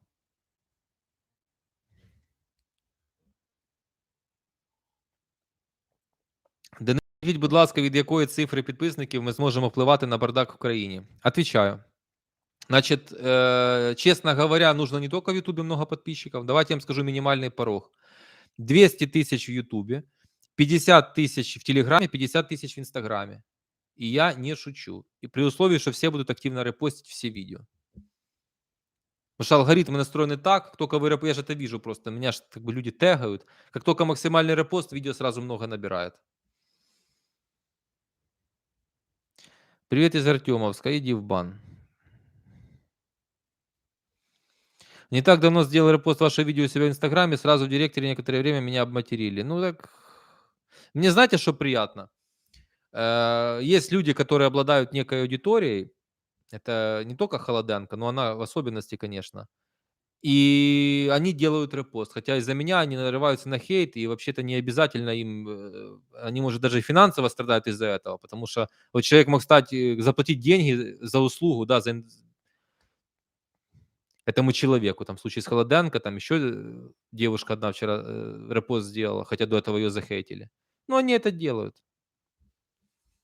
Потому что когда человек чувствует, что это правильно, ну так.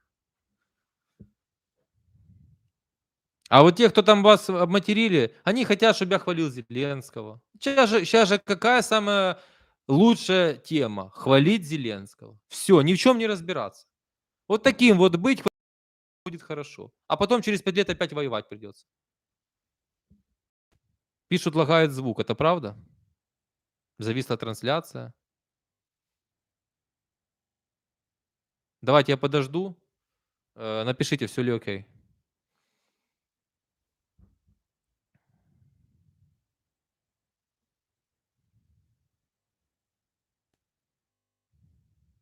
Так, пишут нормально. Если я сейчас буду советовать людям перезайти, то мы потеряем часть аудитории. Давайте продолжать. Если будет плохо продолжаться, вы напишите. Мы в эфире 1:10. Ставьте лайки, друзья. Так, все хорошо, пишут. Так. Поехали дальше по вопросам. Спасибо новым спонсорам. Сергій Колісник, дякую. А закон про відповідальність діда чи когось іншого про бомбосховище відсутній, бо його не прийняли. Нічого не понял. Денис, американцы хорошо разбираются в внешней политике? Плохо.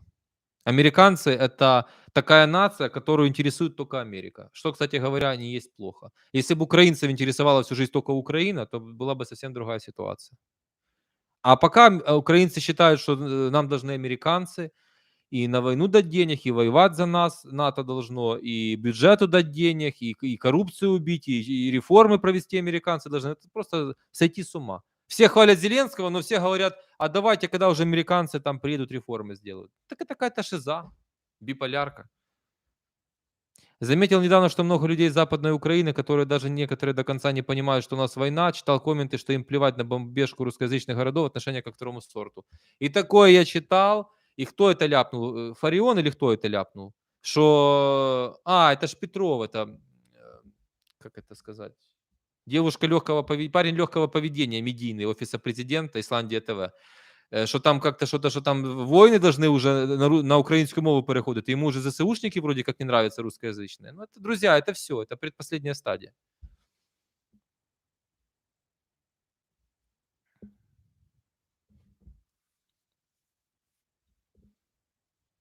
Так. Как думаете, когда народ поумнеет и снимет розовые очки? Народ никогда не поумнеет, не снимет розовые очки. Всегда все изменения идут сверху вниз, и не может нация проснуться вдруг хорошей, правильной, умной и культурной. Який настрій в американському суспільстві стосовно війни в Україні?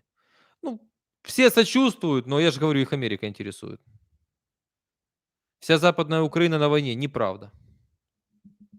Я не хотел бы вообще никого делить, но неправда это. Но то, что каждому война по-разному ощущается, это 100%, я это достоверно знаю. И если киевляне хорошо ощутили на себе, что такое война, ну хорошо в кавычках, я имею в виду мощно, то жители Киевской области некоторые там даже и не прочувствовали, а рядом находятся. Будет дуэт с Луганским. Что вы мелите? Какой Луганский? Какой дуэт? Так. Денис, если американцы хорошо разбираются во внутренней политике, чем их подкупил Байден? Нет такого понятия внутренняя политика, и внутренние дела их интересуют. Чем их подкупил Байден, это долго рассказывать, потому что это исторические моменты между республиканцами и демократами. Это очень сложная история.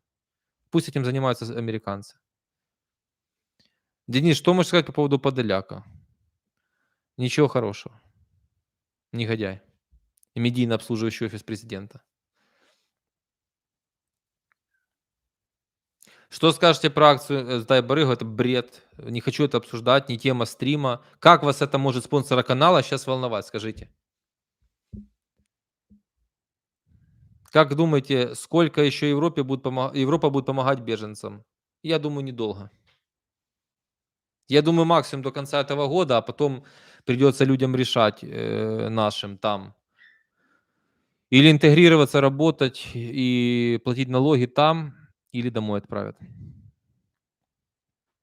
Вы говорите, что все хвалят Зеленского. Я заметила, что уже не все так радужно. И чем дальше, тем больше людей начинают задумываться. Дай бог, честно. Я такого не заметил, но дай бог. Если вы это заметили, может, надежда какая-то есть. Вы же, наверное, про свое окружение написали. Денис, понимаю, что вопрос не самый актуальный, но как вы относитесь к приватизации пенитенциарной системы или хотя бы передаче хозяйственного управления над колониями частным Вы знаете, что я за все частное.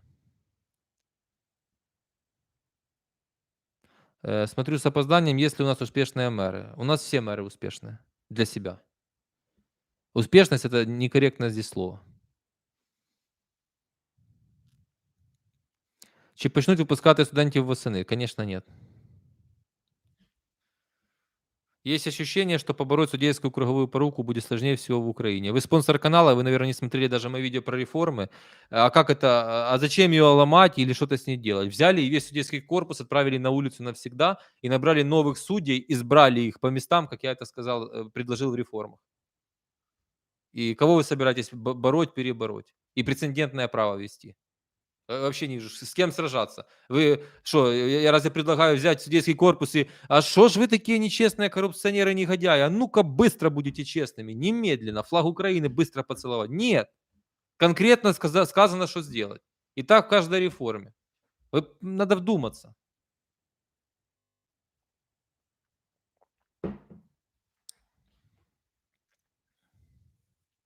Если все приватные предприниматели будут гнать цену в космос на свой ой, слушайте, все с вами понятно. До свидания. Вы вообще не понимаете, о чём говорите. Ви не чули про нововведення з приводу моніторингу коштів на карткових рахунках? Як це планує? Чув, опублікував в телеграм-каналі, переходьте, читайте. І розповідав на початку стріма, потім промотайте назад. Тайм-коди будуть чи без тайм-кодів. Але цей стрім додивіться до кінця, будь ласка. Друзі, лайкаємо, пожалуйста. 3000 лайків нужно обязательно. Скажіть, будь ласка, якби Балашов балотувався в президенти, ти б його підтримав чи пішов би в його партію? Давайте без «если бы да кабы». Балашов знаходиться там, де і я на сьогоднішній день во Флориді. І під уголовними делами. Так, да, мэр Житомира Сухомлин земельку по шумок распродает. Да, друзья, где бы вы сейчас ни жили, в поселке городского типа или в Киеве, везде все делают одинаково. Тут бессмысленно, нигде порядка, ну, как мы это все видим, нету. То есть государство не для вас, вы для государства, все. Денис смотрел видео про реформы. Так, ну объясни, пожалуйста, каким образом общины могут выбирать судей, например, в крупных городах, как Харьков, все же знают разных судей в разных районах. Вот так вот. Как каким образом? Таким образом. Я не понимаю, в чем проблема. Когда вам назначают человека, вам уже назначили охранника в Киеве, в бомбоубежище. Погибли люди, погибли дети. Так и с судами. Вообще, вообще в чем проблема? Есть судейский корпус, есть фамилии, которые выдвигают себя. Вы их всех знаете, поскольку вы живете в этом городе. Или изучаете, общаетесь. Приходите, голосуете, выбираете. Эти люди одевают мантии, заходят туда и работают. А дальше отвечают по своей работе. И все. И если он завтра кому-то испортит судьбу, так он придет в супермаркет покупать продукты там, где и вы. И поверьте мне. А пока судьи — это какие-то касты неприкосновенных на пожизненном содержании у вас же за ваши налоги, под охраной, под всеми делами и живут там, где живут люди, у которых тысячи рабочих мест посоздавали. Так что это такое вообще?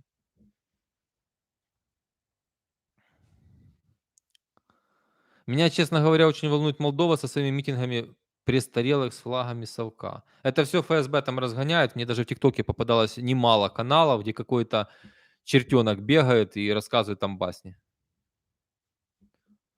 что вот-вот Украина захватит Молдову.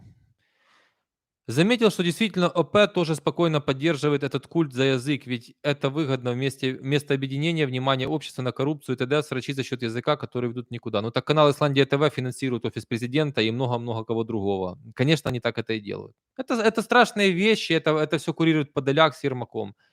Друзья, я почему? Я просто очень хорошо сознаю ужас происходящего. Но мы заслужили чуть-чуть на другое после войны. Ну просто даже не чуть-чуть, это и так уже. Хотя, если честно, вы когда послушаете мой план реформ, ну, многие слушали, кто не слушал, да, масштабно по каждому этому, но если исходить, допустим, что многие там что-то не верят, поверьте мне, есть 5-6 вещей, которые подправить можно за 3 месяца, и жизнь уже будет, особенно те, кто пожил за границей, понимать, что да, это оно. Ну и дальше, конечно, продолжать. Это не то, чтобы вам нужно вот всю программу реформ и год ждать, и только потом, через год мы заживем. Нет. Вся суть того, что я предлагаю, но это не мое изобретение. Это мир цивилизованный, это прошел давным-давно. Это не затягивать пояса и не ждать реформ по 20 лет, что вам всегда рассказывают чиновники. И непопулярные реформы — это разводка и ублюдочная формулировка. Нет, реформы — это когда сейчас делаются на ваших глазах, вы сразу это чувствуете. Для вас, не для чиновника. Вот это реформа. А все остальное — это не реформа. Все остальное — это чиновничье благосостояние. Хотелось бы, чтобы пожалуйста. Хотелось бы, чтобы американцы активнее поддерживали тех патриотов Украины, которые готовы бороться с коррупцией, ведь это спасет и западный мир. Нет, американцы ничего за вас делать не будут. Вам придется стать, Алексей Продиус, спонсором моего каналу и закатать рукава и что-то сделать. Как минимум, может не закатывать, но хотя бы репост сделать и стать спонсором канала. Вот тогда поговорим про американцев. А пока вы хотите, чтобы я подставлялся за вас, а вы даже не спонсор канала, вы будете на американцев рассчитывать. Нет, так это не работает. И бороться с коррупцией не надо. Надо менять систему, потому что коррупция — это следствие, а не причина.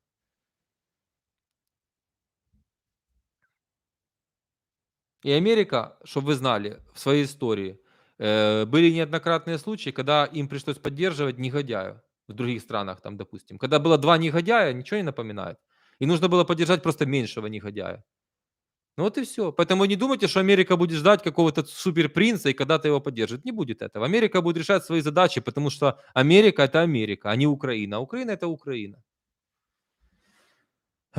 Всем привет, сорі за опоздання. Денис, рад вас знову видеть на стрімі, як в Майамі. Нормально. Денис, алгоритми Ютубу починають активно просувати канал. Якщо протягом 28 днів завантажувати 8-9 хвилинні відео щодня, важливим є параметр watch time. Чим він більший, тим більше показів. Не согласен з вами. Я могу сказать просто для всех, кому интересно, сейчас, именно сейчас алгоритмы Ютуба такие, когда подписчики не играют почти никакой роли, и каналы там, где 5000 подписчиков, могут запросто 100 тысяч просмотров выдать. Ну, это просто информация. Но до конца все равно никто ничего не знает.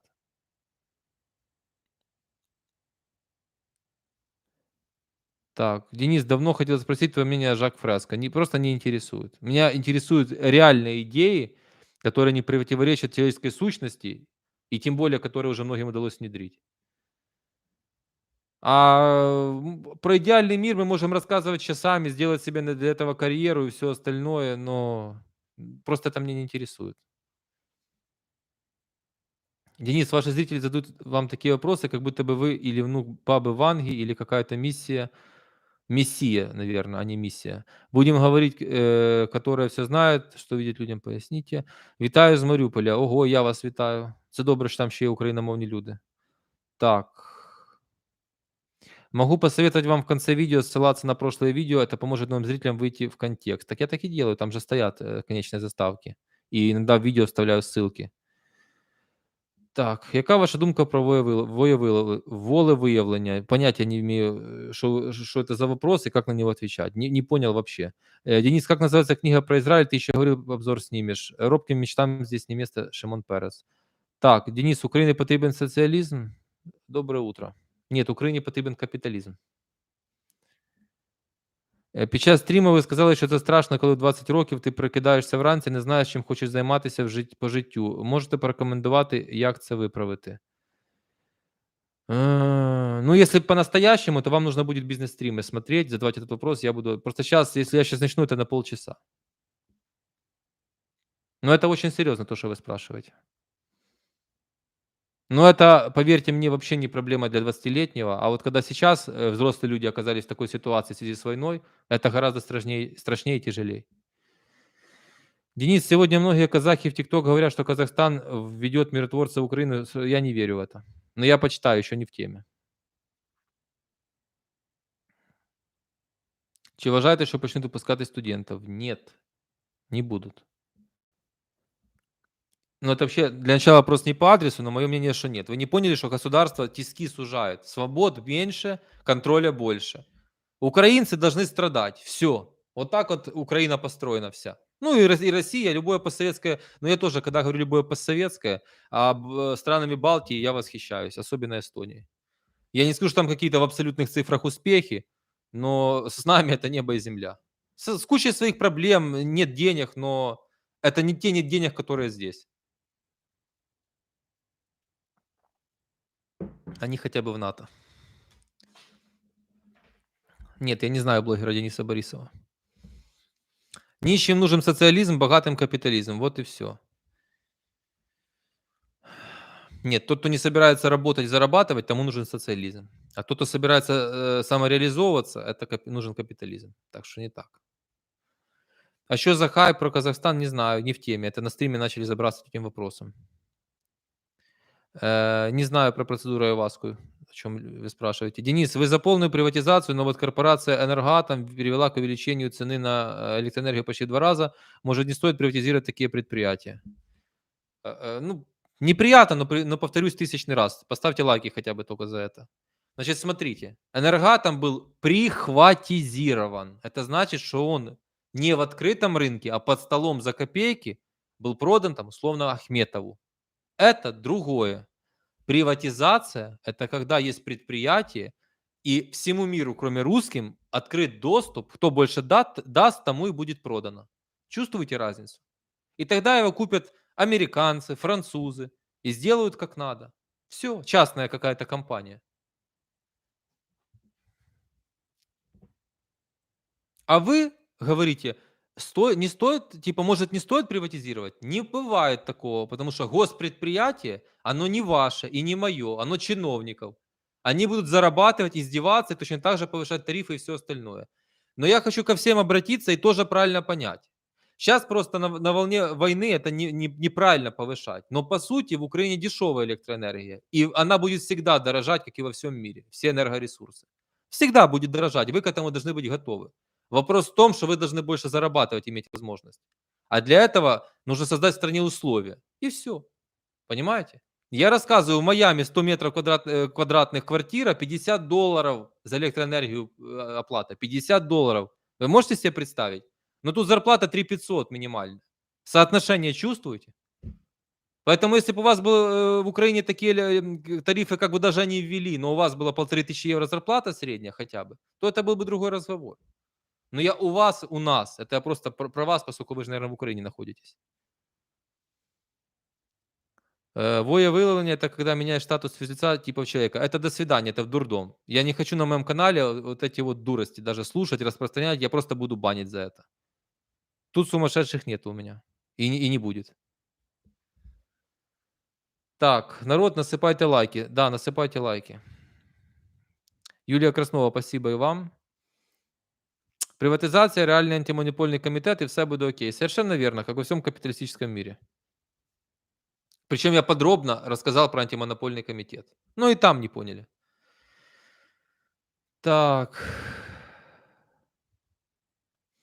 Денис, какой шанс в процентном соотношении Украины стать нормальной страной в течение следующих 5 лет, как вы думаете? Вообще никаких прогнозов давать не могу. Приводил пример, женщинам, наверное, будет меньше, понятно, мужчинам больше. Знаете, когда-то говорю, часто бывает, когда играет сильная команда, по футбол давайте возьмем, сильная команда со слабой, и слабая команда ее обыгрывает. Сенсация. Вот в политике такое случается редко, но случается. И очень часто в такие исторические моменты, как сейчас. Що б ви зробили з Єрмаком? Нічого. Я ж не правоохранитель. Знаете, мне было бы достаточно, чтобы он просто не был при власти. А дальше пусть занимаются компетентные, кому положено. Но я его презираю, это факт. Я про Казахстан не могу давать никакие комментарии, потому что я не в теме. На момент того, когда я начинал стрим, у меня этой информации не было. Может быть, сделаю отдельное видео, изучу после стрима. Денис, насколько вероятен, по твоему мнению, сценарий долголетия велотекущей войны, когда обе стороны измотаны, но не готовы идти на переговоры и компромиссы по типу Израиля, арабов 60-е, 70-е? Смотрите. Значит, война точно закончится до первого квартала 2025 года, 100%. То есть, когда новый президент США ступит на свой пост. Но я хочу, чтобы все закончилось раньше, хотя бы перемирие. Ведь понимаете, я слабо верю, давайте подробнее. Я слабо верю, что, вообще не верю, что при том, что происходит сейчас, будет бабах, резкий мир. Все проснулись, все празднуют победу. Нет, такого здесь не будет. Здесь будет режим тишины, переговоры, срыв. Вы знаете, как с Россией режим тишины. Ну, будут провокации. Все это понятно, но нет другого выбора. Переговоры, гарантии безопасности, подходит, не подходит, первый раунд, второй, и потом что-то будет. Но когда начнется первый режим тишины, другой момент, что нельзя замораживать конфликт. Вот замораживать конфликт я против. Но с Россией это нельзя делать, тогда гарантированно будет следующая война. Но режим тишины будет, и уже как только мы эти сдвиги увидим, это уже даст надежду. Это даст надежду. Денис, а не думаешь, что если американцы перестанут давать деньги, то в Украине начнутся 90-е хаос? Я об этом сказал 100 раз. Только не 90-е хаос, а нечем будет тогда воевать. Государство не сможет функционировать. Только к чему такая постановка вопроса? Вот они думают, что если и что? И что? Вы что, с России это пишете? Как смакуете? Так, полетели вопросы. Слышал, в Украину заходит BlackRock, как ни крути, капіталісти. Я понял. Але ж розвиваються технології альтернативних джерел електроенергії. Хіба вона немає навпаки дешевшати в світі? Ну, изучите практику мировую. Вы можете ж загуглить легко это все по другим странам, даже хорошим. Там пророссийские министры приняли решение, что теперь миротворцами Казахстана может командовать РФ, и их могут отправить на границу с Белгородской областью как миротворцев, чтобы охраняли. Хочу на это посмотреть. Вернее, не хочу, но это так, с иронией. Казахов жалко. Нормальные люди, кстати. Так. Так. Що скажете про журналістку Марину Єрмолаєву Данилюк? Дякую за відповідь. Ні о чому. Теперь будет 700-800 гривен в месяц при пенсии 2000 гривен. Ну, вы представляете? Ну, это все, что в Америке пенсия 1500, там, $1000 и 500 была бы электроэнергия. Ну, же немыслимо. Вопрос же соотношения, а не стоимости. Здравствуйте, Десантис не оттягивает голоса у Трампа? Спасибо. Конечно, оттягивает. Так это ж конкуренты. Вы так говорите, ну, странно. Коломойский говорил, что Путину эта война не нужна. Согласна? Не согласен. Ахметова нужно брать в клещи. Нет, в клещи нужно брать чиновников. Не могу подписаться на ваш телеграм. Нет, можете. Оставляйте заявку, а я заканчиваю стрим, принимаю все заявки. Это закрытый канал. Для того, чтобы там боты не плодились и провокаторы. Сейчас стартанул американский клуб Live Good, который дает возможность стать состоятельным и иметь пассивный доход. Да, если хотите потерять деньги, непременно туда вкладывайтесь. Последние 1,5 месяца просто супер активизировались люди, у которых остались какие-то там деньги для инвестиций. Ну, понятно, пришло такое время, когда надо что-то думать. Какая-то наличка есть, надо что-то думать. Ну, дождитесь бизнес-стримов. Ну, не попадите вы в эти финансовые пирамиды, мне вас будет просто жаль. Ну, потеряйте бабки, 200% вам говорю, 200%. Хотите лишиться денег, туда. Иногда сохранить доллар это лучше, чем их куда-то вкладывать. Поэтому успокойтесь.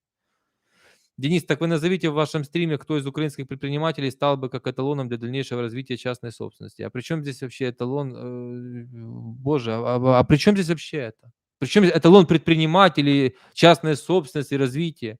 Это просто правильно, чтобы все было частными. Причем здесь эталон предпринимателей? Я вообще что должен в этом убеждать? Вам нравится государственное, так наслаждайтесь войной тогда. Наслаждайтесь тем, что у нас даже оружия своего нету, потому что им государство занималось. А вот его и нету. И только все американское, европейское. А вы рассказываете дальше басни про государственное.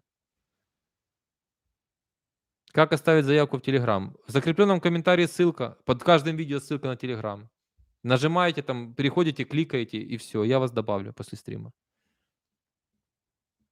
А что происходит с долларом? Ничего, с долларом все прекрасно. Так, Денис, «Украинская правда» снимала неприятные видео про батальоны наших политиков. Можно вопрос, почему ИИ еще не запретили? Им еще не запретили дело? Нет, это странный вопрос. У Анистрата сын погиб на войне? Да, я соболезную. Это ужасно, молодой пацан. Так, Денис, что скажете касательно того, что... Про бизнес США буду рассказывать на бизнес-стримах. Денис, что скажете касательно того, что с 5 июня НБУ будет отслеживать финансы? Я уже рассказывал 55 раз и в Телеграме публиковал. Подписывайтесь на Телеграм. Мы, понимаете, когда если все будут подписаны на Телеграм, мы отсеем со стрима 30% вопросов, на которые уже и так все знают. Какая примерно цена будет на бизнес-стрим? Это будет цена не на бизнес-стрим, это будет фильтр для того, чтобы там не было глупых вопросов и глупых людей, которые не для того, для чего надо, туда приходят. Это будет кнопка членства в Елисевич клубе, и это будет месячная подписка, а в месяц может быть и 1, и 2 стрима, и закрытую группу в Телеграме сделаем. То есть практическая польза. Не знаю еще, думаю, но это будут копейки. Так, иудеи, мир вам, советую почитать главу посольства Моисея из книги «Посмертное вещание преподобного Нила Миротворчего». О, боже мой, иди в бан. Вот, ну, думаю, Час 34. Где же вы, ребята? Где же вы, ребята, антисемиты? Наконец-то всплыли. Денис, хотелось бы побольше бизнес-стримов от вас. Очень полезные видео получаются. Много чего взял для себя. Спасибо. Так. Как отреагировали власти на танцы на побережье Одессы? Такие танцы не только там есть. Почему действует запрет на салюты? На движночных клубах при фронтовых городах нет запрета. Ну хорошо, это, пожалуй, будет последней таких фундаментальных тем на сегодня. Хотя я на прошлом стриме об этом говорил. И, кстати говоря, это еще одно. Ладно, давайте подробнее. Значит, смотрите, я видел видео неделю назад на Крещатике у пацанов, которые на линолеуме там танцуют с большой колонкой. Это явление на метро Крещатик, вообще на Крещатике существует столько, сколько существует точно независимая Украина, а может быть еще и при Совке было. Подлетели полицейские, забрали у этих пацанов колонку частную собственность. Видео набрало миллионы в ТикТоке. Комментарии 90% там пишут украинские, особенно женщины. Срочно повестки, срочно под Бахмут. Ну, то есть украинки хотят, чтобы украинцы шли погибали, желают такого, так? Потому что они решили потанцевать. И это их деньги, скорее всего. В то же время, в тот же день Монатик в Одессе проводит концерт. Просто спел гимн, какой-то типа сбор объявили. Одесса танцует. Я вам рассказываю, что я не осуждаю никого. Ни Монатика, ни этих пацанов. Я осуждаю комментаторов. Но Монатику можно проводить концерт, а у них забирает полиция, которая должна их охранять, колонку. Это что вообще делается в стране? Теперь по поводу концертов. Значит, или закон конкретный, до какого времени можно, всем и одинаково. И забываем эту тему. Вы говорите, нужно закрыть там салюты, это вообще со времен АТО я ненавижу это все, это непонятно для меня. Но так работает государство. Движ в ночных клубах. Я вам рассказываю. Берем ночной клуб. Сколько там рабочих мест? Ну, такой, как Ибица в Одессе, это сотни. Витаха 007. А как вы будете содержать этих официантов, официанток и всех сотрудников этого клуба? Вы думаете, что это рабочие места или не думаете, например? Что эти люди пришли, значит, у них есть настроение, они, значит, я бы не шел, я сразу говорю, я бы не шел, ну, салют это вообще в моем случае исключено, я бы не шел, не плясал, ничего. Но если бы я сейчас был в Киеве, наверное, я бы с кем-то мог пообедать в ресторане или выпить кофе. Или все обречены теперь на депрессию 1,5 года. Но человек так не устроен. Сейчас такая жизнь, что не знаешь, когда на тебя упадет ракета, если ты в Украине. Чего я должен кого-то осуждать? Ну, я бы не делал, но никого не осуждаю. И это рабочие места. Вот и все. А вы просто ляпаете языком, не понимая что. И опять стравливаете людей. Вы чиновникам идите предъявлять эти моменты. И все комментарии, в это, в то. Мне неприятно, я говорю, я бы не смог плясать, еще и в Одессе в такое время. Там в Днепре это траур, тут я бы не смог. Но есть другие моменты. Или это всем разрешено, или это всем запрещено. А если это разрешено Монатику, потому что он хорошо с Зеленским общается, и с кварталом, и запрещено простому пацану бедному, потому что он танцует на улице на Крещатике, то это на этом государство заканчивается. Это уже Россия тогда. Это уже не Украина. Для чего США используют нашу страну для борьбы с Россией? Для того, чтобы я вас в бан отправил. Так, я хочу, чтобы все жили, я хочу, чтобы закончилась война. Я тоже. Женщины у нас это беда, в основном телек, совок в голове. Но меня это реально пугает просто поголовно. На Бахмут повестки. Я вообще против того, чтобы повестка это была карательная какая-то мера. Форма ЗСУ это почетно должно быть. А это что, как зэков каких-то, как в ЧВК Вагнер зэков набирают, это в ЗСУ они так предлагают? Ну, что в этих головах вообще? Куда мы идем с таким этим? А чиновники, знаете, что в это время? Вот так.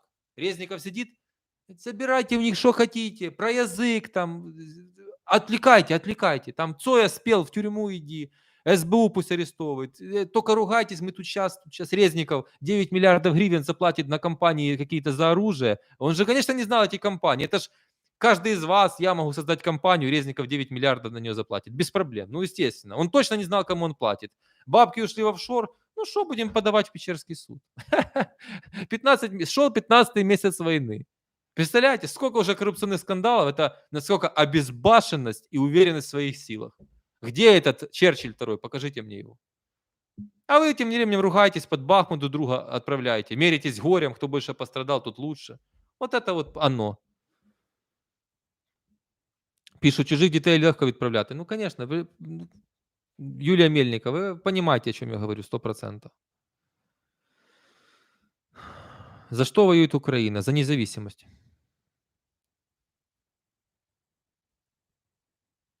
Глория, спасибо вам. Не думайте, что когда президентом США станет Трамп, то он может стать на одну сторону Путина и его режима, так как у них были неплохие отношения. Я уже устал таким, как вы, отвечать. Вы безнадежный человек. Вы ничем не интересуетесь, вы ничего не читаете, вы живете заголовками помоек украинских СМИ. Или русских, не знаю. Человек, надевший форму, уже не человек. Да что вы говорите? Да что вы говорите? А где вы находитесь? Напишите, пожалуйста. В каком городе вот это вы пишете? Вони так кажуть, бо жінок не мобілізують насильно. Ну, конечно. Запись бизнес-стрима будет, если не успею к времени проведения. Еще раз, бизнес-стримы, скорее всего, будут внутри Ютуба по отдельной кнопке, они будут сохраняться, безусловно, для всех членов клуба. Мне странно, как матери слышать такое от женщин, телемарафон делает свое дело. Конечно, но тут они и без телемарафона об этом писали. Это чисто, к сожалению, черта такая менталитета, культуры, ужас. Денис, ваше мнение, зачем снижают курс? Значит, какие-то идут финансовые спекуляции. Кто-то входит, выходит в ВВГЗ, военные облигации, там целая история. При Порошенко всегда это было. Крупные, когда им нужно купить ОВГЗ, делается курс, чтобы им было выгодно. Когда они приходит время продавать, срок подходит к концу, тоже так делается, чтобы им было выгодно продать, чтобы сумасшедшие зазоры были. Это все. Элементарно, Ватсон. Какие СМИ ты читаешь, какие телеграм-каналы? Все то же самое, что и вы, рекламировать умышленно не буду. Все помойки, ну, мы ж, кроме американских и там британских, все помойки, но вынужден. И захотите, сделаем хорошие СМИ, настоящие. Есть у вас мысли, почему Путин не продолжил кампанию в 2014 году, тогда и деньги не забрали, и Запад вяло реагировал? Ну, во-первых, ему нужно было геройство свое разделить на части, то есть тогда подогрел свой рейтинг, надо, чтобы прошло время. Второе, подготовиться, денег скопить. Это что же история целая. Да, курс снижают, и не все купюры хотят принимать. Но это там написал же человек выше, что это ввели там про 96-й год купюры и так далее. Наверное, в интернете это где-то есть, погуглите. ТЦК не достойні форми ЗСУ, чому їм не видадуть костюми рибаков. Точно, согласен. Война это спорт. Так, ясно, пошли цитаты великих людей, не буду даже читать. Я отключаюсь, мне в наряд. Успехов. Так, Денис, ваши отношения про запрет выезда страны 16-летних в ГУЛАГ или нет? Такого я не видел, не читал, неправда.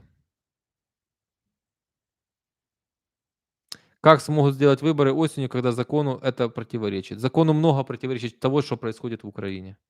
Это не проблема для решал. Помню, как все шутили про фортификации и укрепления русских в Украине. Оказалось, что они за 1,5 года возвели их больше, чем Украина за 9 лет. Дякую вам за правду. Я вам дякую, Оксана. Так, так. Народ, вы представляете, насколько вы недалеки, что задаете вопросы простые Денису, на момент тут спору нет, а ваша голова где, судя по вопросам, конечно. Ну, не оскорбляйте людей. Так, что думаешь по поводу контрнаступления? Жду.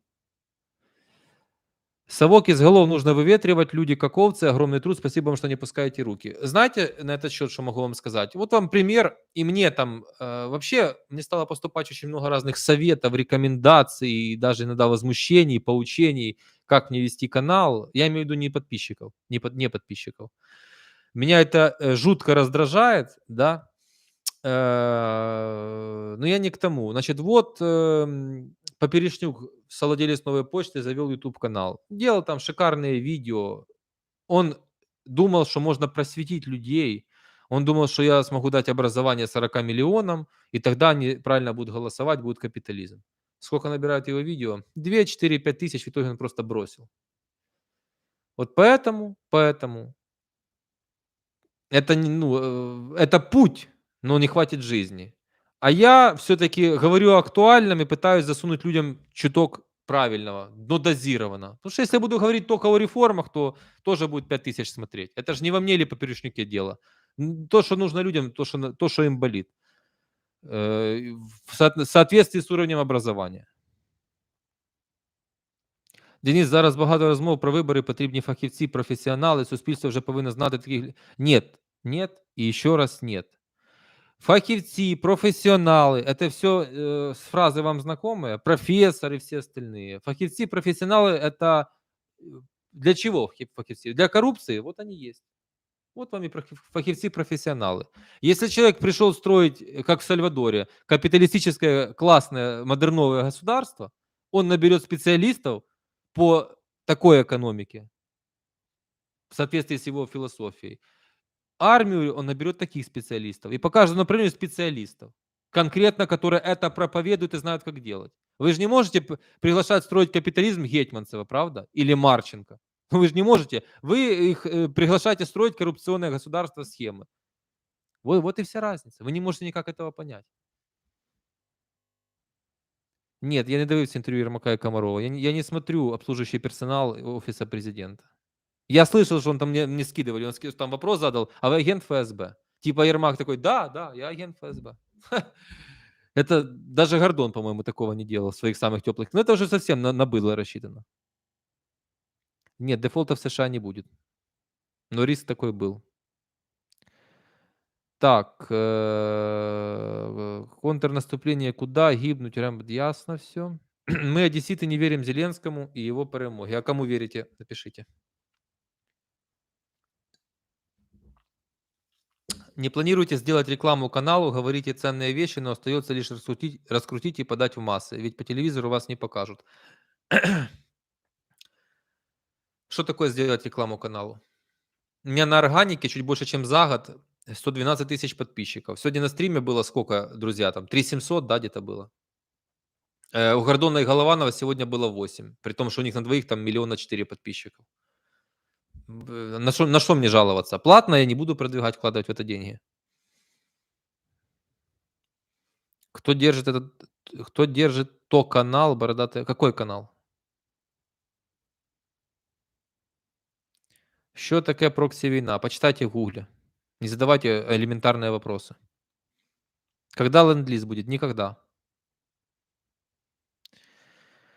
4000 почти пишут, 3900 с копейками. Вот видите. Давайте, друзья, сделаем 3400 лайков хотя бы. 92 лайка осталось. Не бросайте нас, мы хотим перемен.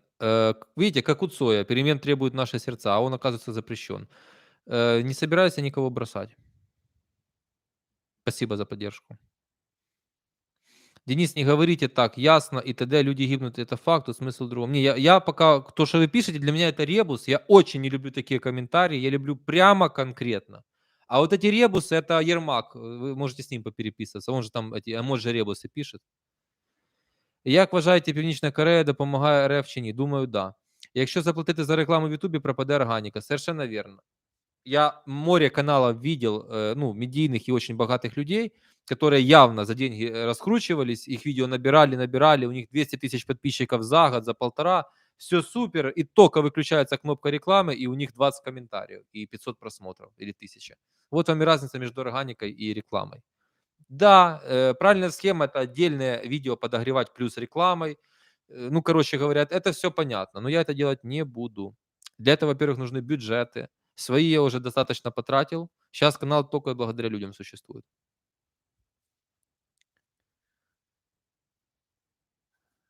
Как говорил этот Поворознюк, с людьми и для людей. Не все СМИ помойки: Курбанова, Чекалкина, Нина Соколова, Цибулька. Ого! Так это не просто помойки, это помоища, то, что вы перечислили. Это особенно Курбанова и Соколова. Это, кстати, Соколова людей тоже раздрай устраивает. Но Курбанова — это вообще, это мне подписчики сбрасывали, они пишут: проведите с Елисеевичем эфир, она це агент ФСБ. Ну вот что за это сделать? В суд подать, что на детектор вместе с ней сесть и спросить, сколько ей Порошенко платит в месяц. Ну вот что сделать? Это по себе судят, понимаете? Так, у нас не тарифы большие, а доходы малые. Совершенно верно. Да, у вашего канала живой трафик, и это видно по стриму. Канал будет развиваться у вас. Спасибо, что информируете. Спасибо вам за поддержку. Я могу вам нескромно сказать, что на сегодня, если вы уберете людей, которые никогда не были в телевизоре, то я номер один в Украине по стримам. 100%. Ну, по качеству говорят другие, что номер один, я не буду утверждать. Но такую аудиторию, тех, кого никогда не было в телеке, ни у кого нет. Я же не могу конкурировать с Гордоном, с Фейгиным, с Арестовичем. Вы же это прекрасно понимаете. Сайт СМИ немного стоит, его можно сделать за 2 недели. Значит, смотрите, что я вкладываю в СМИ. Давайте определимся с понятиями. Кстати, именно вот такие вот по делу разговоры, подробности и как это обсуждение уже конкретных действий я буду тоже в клубе этом делать. Просто будет отдельное для предпринимателей, отдельно для людей, которые хотят больше с этим соприкасаться, участвовать, помогать. Я вижу это, ну, то, что я могу сказать в открытом доступе. Начинать нужно с YouTube канала, а дальше будем думать про сайт, про Telegram — это вообще не проблема. Сайт нужно содержать, там нужны редакторы, целая история. То, что это все сейчас легко технически, я же даже не спорю.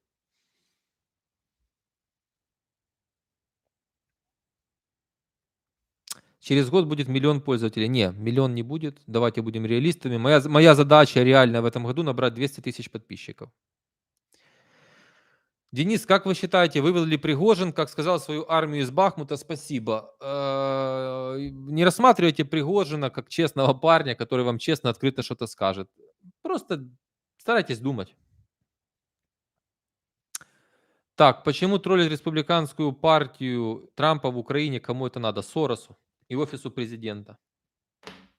Трамп не будет нормально работать ни с Зеленским, Трамп не будет нормально работать ни с Порошенко, потому что он хорошо знает всему этому цену. Вот и все. Сорос — это левак, Трамп — это совсем другого типа человек. Капиталист прогрессивный, знает, куда нужно миру идти, цивилизации. Это уже гораздо масштабнее, чем просто Украина вопрос. Украина — это потому, что мы украинцы, мы за это переживаем. А Трампу, у него Америка задача и направление, куда идет мир. Поэтому он в меньшинстве в мире, если взять. Но ничего, ничего. Монобанку на ЗМИ запускай. Хорошо. Но это будет публиковаться в "Телеграме", поэтому подпишитесь на "Телеграм", становитесь спонсором канала и лайки поставьте, друзья. Денис, договорите, пожалуйста, что входит в состав СМИ, как вы это видите. Я же сказал, начинаем с YouTube канала, на какой-то уровень довели, поставили, дальше сайт, дальше "Телеграм"-канал. И в такой связке оно работает. Мне нравится, как Fox News делает Instagram. Может быть, и это надо будет сделать. Все ж от этого зависит. Так, спасибо, Юрий. Ничего, уже пришла благая весть. Какая благая весть? Прокомментируйте, пожалуйста, ситуацию в спорте. Я имею в виду белорусских спортсменов. Смотрю теннисные матчи Ролан Гарос. Они участвуют в турнире. Благодарю. Что комментировать? Где вопрос? Напишите, я прокомментирую. То, что белорусы участвуют в Ролан Гарос, по-другому не могло быть. Копченый тогда намутил ситуацию до сих пор. Я говорю, о чем вы говорите? Кто Копченый? Слышали про новые штрафы, если много переводов по карте? Что можешь сказать? Я думаю, что вы не слышали, о чем вы пишете. Ни штрафы, ни много переводов. Это все совершенно по-другому. Пытайтесь разобраться. Подпишитесь на мой телеграм-канал. Тогда поддерживаю банку на СМИ. Спасибо. Курбанова вон какая, оказывается. А я думал, что она милашка, но она все равно лучше, чем Солер, Бекколом. Не знаю, кто такая, слава богу, Солер или кто это такой. И для меня это не лучше, для меня это ни о чем. Вот нет, это просто тратить свое время впустую. А смотреть такой, как Исландия ТВ, так это нужно себя вообще не уважать. Ну, это просто как на себя на голову вылить фекалии. Не разглядайте "ТикТок" подросток СМИ. Ну, конечно, я просто об этом даже не упоминаю, потому что это само собой. Ну, ж трафик, для трафика перегонять трафик, конечно. Так, кого забанить, я не вижу такого персонажа. Я вип-спонсор, а вы пропускаете мои вопросы. Так, Юрий Братощук. Извиняюсь, возвращаюсь. Почему ограничивают возможность тратить гривну за границей? Для того, чтобы не выводили деньги из банковской системы Украины. Это ж очевидно. Очередное, кстати говоря, добро от власти. Давайте, друзья, через 7 минут заканчиваем. Пишут, уже пришла кнопка "Ютуба". Нет, месяц уже сражаюсь, кормят завтраками, ждем ответ от внутренней команды. Неприятно.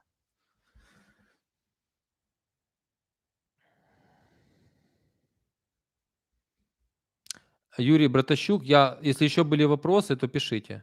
Я не хочу, чтобы спонсоры, тем более вип-спонсоры, страдали.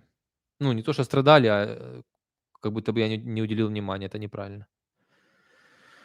А в Польше апокалипсис. В Польше митинг 500 000 человек против Дуды. Я не фанат Дуды. Мне есть что сказать, но я не фанат Дуды. Он такой же, как Зеленский, я хочу вам сказать. Он тоже хитро хочет ограничить оппозиционные все силы. Вот такое все оно. Поэтому, друзья, я вам что хочу сказать. Мало быть просто против России. Мало этого. Нужно глубже смотреть взгляды человека. Вот и все. Но Украине до Польши, как до Луны, надо отдать должное. Но это не благодаря Дуде. Был там великий президент, которого убил Путин. Вы все знаете авиакатастрофу. Сделал бы стрим с Арестовичем или Гордоном? Да, конечно, мне любой пиар нужен. Fox News говорят про российский, все ясно. Все ясно.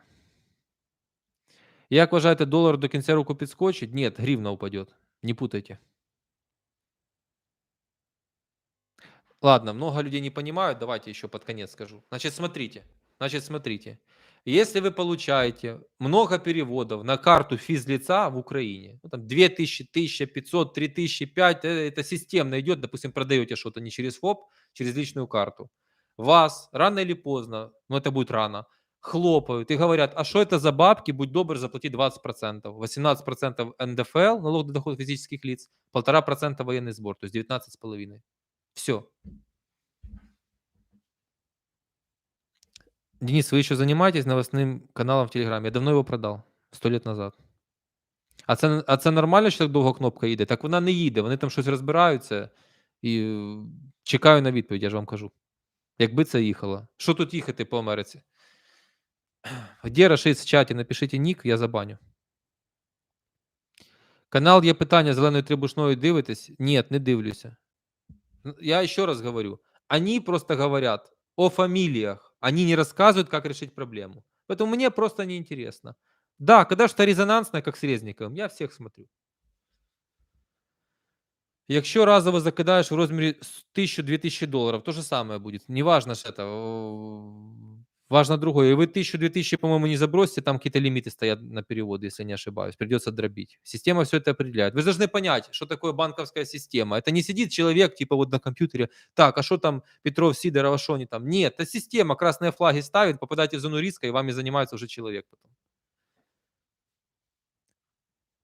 Цікавились польською капіталістичною партією «Конфедерація». Вы, мне кажется, Борщевск об этом уже писали, что-то начинал читать, и что-то меня прерывало, но сейчас вот то, что в Польше, придется уже. Александр Белоусов, иди сюда. Давай. Так, а что делать? ФОП? Да, ФОП. Вы не переживайте, там вполне классные налоги, нет проблем. Там ФОП и другая проблема. Если вы чем-то торгуете, то ну, на третьей группе точно, хотя в Америке такого нет и близко, у вас спросят, а покажи первичную документацию, что этот товар где-то легально купил. Ну, то есть, форма 1, форма 2, ну, короче. Вообще, то, из-за чего я завел свой канал. Меня интересовало вот это, свобода предпринимательства.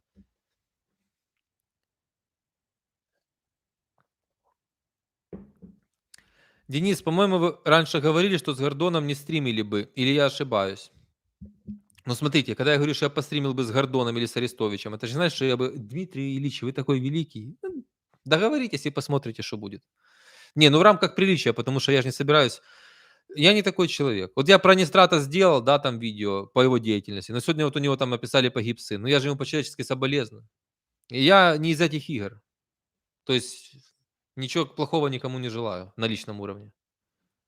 Так, я так понимаю, что волонтеры первые попадут под раздачу из этих переводов. Да. Дякую вам за етер. Приємно вас чути неділю. Корисно та багато що можна подумати. Успіхів вам. І вам успіхів, Антон. Денис, а если год назад занимался продажами без ФОПа, нет, за год вряд ли буду докапываться. Хотя налоговое преступление в Украине 3 года, срок давности. Какое страшное словосочетание. Налоговое преступление, что человек пытался выжить во время войны. Представляете? А еще, может, волонтерствовал. Ужас. Как же переводить на благотворительность человеку в Украине? PayPal? Да PayPal тоже могут хлопнуть. PayPal тоже жесткая система. Пока нет другого выхода, кроме как на свой страх и риск продолжать. А вот если тронут, тогда будем объединяться, и я вам точно говорю, надо что-то делать. Просто, честно говоря, я не хочу показаться каким-то бармалеем, но я жду, пока уже каждого этот жареный петух клюнет в одно место, И Денис, а что, а меня? Вот тогда можно что-то думать. А так, пока думают, да, поговори там, у нас все более-менее. Где прятать деньги? В Европе уже заблокированы счета? Не понял. Деньги можно всегда легализировать, это не проблема. На бизнес-стримах, если надо, расскажу в рамках закона. Кстати, кому надо, индивидуальные будут, не знаю, консультации, как это назвать, общение. А донат-систему запустить, що имеете в виду? Так, Костя Говорун, дякую. Любов Стрибкова, дякую. Всім дякую. Так це вже давно, в місяць 200к приймеш, то з податковою прийдуть. Ну, там, не дай, більше не приходило. Така рандомна система. Я говорю, що зараз це все, оп. А, Копченый это про Обаму? Не, ну я не расист, не. Вы что? Я далеко от этой темы. Я людей не определяю по религии, цвету кожи, еще там чему-то. Хотя, ну, статистика какая-то есть. Денис, як вважаєте Північна Корея? Я вже отвечал, да, допомагає. Яка у вас година? Ровно 3 дня, 3:00. И мы ровно 2 часа стримим. Это значит, что вы должны стать спонсором канала. Ссылка сверху в закрепленном комментарии. Обязательно подписаться на Telegram. Здесь подписаться. При выходе со стрима лайк поставить. И только вместе мы можем чего-то добиться. Я сам ничего не сделаю, вы по отдельности тоже. Если хотите новую Украину, а те, кто сейчас живут в Европе или где-то, видят, как устроено нормальное государство, что это не космос, вообще-то так давно уже живет весь мир, кроме Африки и там каких-то стран Азии, да? А мы еще дремучие, к сожалению. И еще продолжается во время войны даже это все. Так. Все, всем спасибо, друзья, всем мира, поменьше воздушных тревог. Но интуиция подсказывает, что что-то скоро начнется, какие-то события. Я жду до сентября, вообще наблюдаю, что будет дальше. В сентябре будем делать какие-то более заключения, может, в конце августа. Раньше никак. Все, всем спасибо, реально, огромное спасибо, что 2 часа уделили. Классный стрим, хорошая статистика, много лайков. Ну, поставьте еще, пожалуйста, кто не поставил. Все, пока.